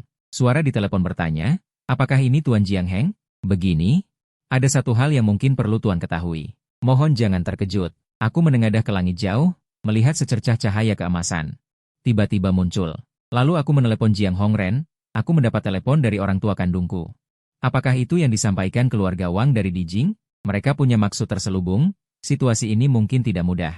Namun secercah harapan hidupku tersembunyi di keluarga Wang. Aku tetap harus pergi ke sana. Jiang Hongren khawatir padaku. Bagaimana kalau aku ikut? Kalau terjadi sesuatu, masih bisa saling membantu. Aku langsung menolak, tunggu aku menguasai situasi baru aku menjemputmu. Aku menyelesaikan urusan-urusan kecil yang ada. Beberapa hari kemudian aku tiba di Dijing, kembali ke keluarga Wang. Setelah bertemu dengan anggota keluarga Wang, aku merasa cukup kecewa. Keluarga ini, yang bodoh semakin bodoh, yang jahat semakin jahat, tidak ada satupun orang baik. Tidak terlihat sedikit pun hal yang istimewa. Sulit bagiku memahami di mana letak secercah harapan itu. Namun saat ini, aku menatap proses tumpukan hitungan di depanku, di benakku melintas wajah ayah dan ibu Wang. Aroma yang melekat di tubuh mereka. Xie Ruyan terbaring tanpa napas, tapi aura kematian yang pekat. Akhirnya membuatku paham. Ternyata begitu, harapan hidup tersembunyi di keluarga Wang. Namun tidak ada di keluarga Wang. Keluarga Wang hanyalah seutas benang, hanya untuk menuntunku melewati berbagai rintangan. Agar aku bisa bertemu Xie Ruyan dengan lancar. Secercah harapan hidupku sebenarnya ada pada Xie Ruyan. Sekarang aku meninjau ke belakang, hampir 20 tahun baru kusadari ada keanehan. Putra keluarga Wang belum lahir. Sudah dijodohkan dengan keluarga Xie. Setelah lahir, dia tertukar dan terlantar di luar, lalu meninggal terlalu muda. Aku kembali ke rumah bertahun-tahun setelah terbangun dari koma, bertemu Xie Ruyan yang koma karena diserang. Jika setiap peristiwa mengarah berbeda, akan menyebabkan hasil yang sangat berbeda. Semua ini adalah kebetulan atau keharusan? Di alam gaib, apakah ini kehendak Tuhan, atau ada tangan besar tak terlihat yang mendorong di balik layar? Kehidupan baruku tersembunyi di dalam tubuh Xie Ruyan. Apa maksudnya secara spesifik? Berbagai teka-teki datang menghampiriku. Aku merenung lama, lalu mengambil kertas di atas meja dan melipatnya berulang kali. Akhirnya, aku melipatnya menjadi segitiga, menjepitnya di ujung jari dan menatapnya. Kabut tebal di malam hari. Di dalam ruangan pun seolah timbul uap air. Alis dan mataku tampak samar di dalamnya, membuat penampilanku sedikit berkabut. Ujung jariku mengendur, dan kertas berbentuk segitiga itu jatuh bergoyang-goyang ke bawah. Belum sampai menyentuh lantai, tiba-tiba ia menyala dengan api kecil. Dalam sekejap berubah menjadi segumpal debu.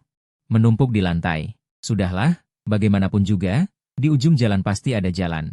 Hidup lebih baik daripada mati muda. Seperti yang dikatakan Pak Jiang tua, dia masih menungguku untuk memberinya dupa di kemudian hari. Aku tertawa kecil, lalu berbaring di tempat tidur untuk tidur. Sebelum naik ke tempat tidur, aku menendang sandalku. Tepat mengenai debu yang tidak jauh dari sana. Keesokan harinya adalah hari Sabtu, dan Bibi datang membersihkan kamarku.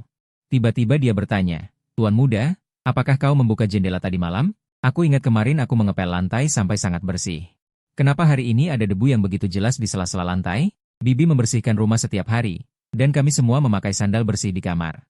Seharusnya situasi seperti ini tidak terjadi. Aku sudah bersantai di kursi malas sambil membaca buku. Mendengar itu, aku mendongak dan tersenyum tipis pada Bibi. Aku tidak ingat. Mungkin iya.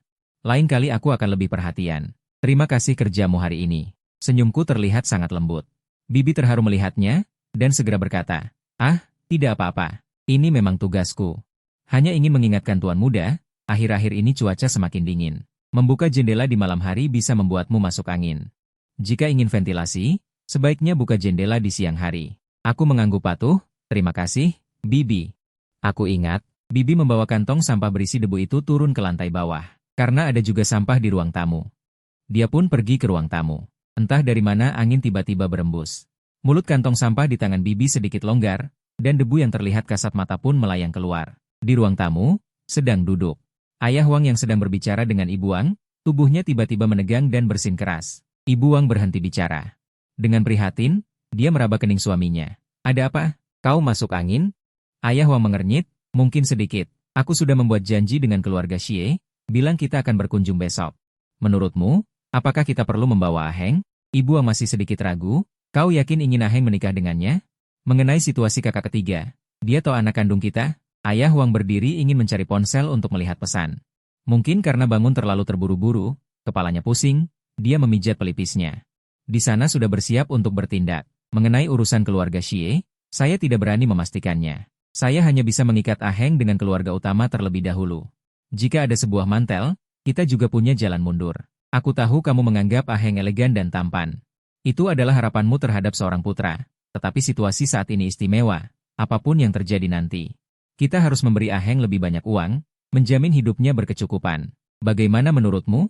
Ibu Wang berkata hanya itu yang bisa dilakukan. Dia bukannya tidak merasa menyesal, meskipun selama ini dia memiliki hubungan yang sangat baik dengan Wang Teng. Wang Teng juga merupakan seorang pemuda bangsawan yang sangat dipuji di kalangan keluarga kaya. Namun, dia selalu merasa ada sesuatu yang kurang dari diri Wang Teng, tidak sesuai dengan seluruh harapannya terhadap seorang putra. Hingga hari pertama Jiang Heng pulang ke rumah, ia melihat Jiang Heng yang duduk semeja dengannya saat makan, dengan aura alami yang terpancar. Ia tiba-tiba tersadar bahwa yang kurang dari Wang Teng adalah semacam kemuliaan yang mengalir dari dalam tulang sumsumnya. Itu adalah sesuatu yang tidak bisa diberikan bahkan melalui pelatihan bertahun-tahun, tetapi Jiang Heng memilikinya. Saat itu, Nyonya Wang merasa sangat menyesal. Tanpa sadar ia berpikir, bagaimana jika sejak kecil Aheng tidak tertukar dan dibesarkan di keluarga Wang?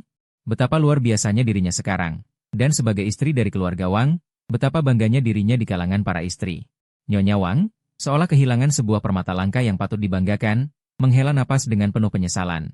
Pagi harinya, Tuan Wang bersin, tak ada yang menganggapnya serius. Namun siapa sangka, pada sore harinya, ia tiba-tiba demam tinggi, wajahnya merah padam, kepala pusing dan linglung. Bahkan tak mampu bangun. Setelah diperiksa dokter keluarga, ia harus dibawa ke rumah sakit. Jika tidak, demam tinggi bisa memicu penyakit lain. Keluarga Wang pun segera mengantar Tuan Wang ke rumah sakit terdekat untuk disuntik. Mereka juga mengikuti saran dokter agar Tuan Wang dirawat inap beberapa hari untuk observasi. Pertemuan yang dijadwalkan keesokan harinya dengan keluarga Xie, yang membahas masalah pertunangan, tentu saja batal. Setelah itu, seluruh keluarga Wang pergi ke rumah sakit. Saya pulang dengan mobil dan berjalan-jalan di taman, melihat sekumpulan bunga besar berwarna putih bersih dan lebat.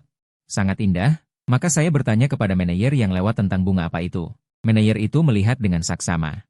Lalu memanggil tukang kebun untuk memastikan, baru tahu bahwa itu adalah sejenis krisan musim gugur, namanya Jintang Yuma. Itu adalah pesanan khusus Tuan Wang, hanya saja ia meminta krisan putih. Meskipun krisan putih ini berbeda dari krisan putih biasa. Tetapi dia juga bunga krisan putih. Manajer rumah tangga pura-pura tidak melihat senyum sinis yang jelas ditujukan padaku. Ditambahkan, saat berbelanja, Tuan Wang menyukai nama ini. Dia memintanya secara langsung, tetapi kemudian setelah tahu itu bunga krisan putih, rasanya kurang cocok, bukan? Siapa yang menanam bunga krisan putih di taman rumah yang indah? Aku menduga ayah Wang pasti ingin langsung menyuruh orang mencabutnya. Tapi dia merasa itu awalnya permintaannya sendiri, dan takut malu jadi tidak tega mengatakannya. Permata emas dan kuda giok. Nama yang bagus. Aku tersenyum sambil mengelus kelopak bunga, berkata dengan penuh makna. Mungkin banyak hal seperti memilih bunga ini, melihat nama dan penampilan, merasa megah dan indah. Mengira hasilnya pasti sesuai harapan, tapi tidak tahu bahwa pahit yang tak terucapkan semuanya menanti di belakang. Manajer rumah tangga seolah tidak mengerti apa-apa, dia menundukkan kepala berusaha pura-pura tidak mendengar. Seminggu ini ayah Wang dirawat di rumah sakit. Ibu Wang menemaninya di ruang perawatan, rumah tiba-tiba terasa sepi. Sejak diperingatkan olehku, Wang Teng. Sepertinya agak segan padaku, tidak membuat ulah lagi. Aku menikmati ketenangan. Setiap hari selain kuliah, aku menyiapkan barang-barang untuk hari Sabtu. Nieyu sangat serius dengan hal ini. Dia juga penasaran, setiap hari mengejarku bertanya ini itu. Aku bolos kuliah untuk pergi ke jalan barang antik. Dia ikut juga. Apakah nanti kamu akan membuat acara besar? Petir menyambar-nyambar. Gemuruh dan berderak, apa kami perlu menyiapkan tempat? Apa perlu penangkal petir? Juga, aku lihat orang lain biasanya mendirikan altar memanggil dewa. Apakah harus pakai piring besar itu? Apa perlu dipesan khusus? Mendengar itu aku sedikit merasa risih, berkata dengan santai, penangkal petir tidak perlu. Piring besar perlu satu, sebaiknya dibuat khusus, sesuai tinggi dan bentuk badanmu. Nieyu awalnya mendengarkan dengan serius sampai akhir, lalu bertanya heran, kenapa harus sesuai denganku? Aku sedang melihat-lihat sekeliling, mataku menangkap sebuah barang bagus di kios tidak jauh. Aku perlahan mendekat, sambil menyempatkan diri tersenyum ramah padanya, karena nanti kamu akan dimasukkan ke dalamnya. Lalu ditambahkan sedikit bawang, jahe, bawang putih, ditaburi bubuk jintan, langsung ditumis campur segar. Langsung naik ke surga. Para dewa di atas sana sangat kesepian. Mereka suka orang cerewet sepertimu. Bagaimana menurutmu? Mendengar itu Nieyu berkata dengan ketakutan, tidak bagus. Tidak bagus, kulitku tebal dan dagingku keras, tidak enak dimakan, dewa tidak suka. Saat mereka berbincang,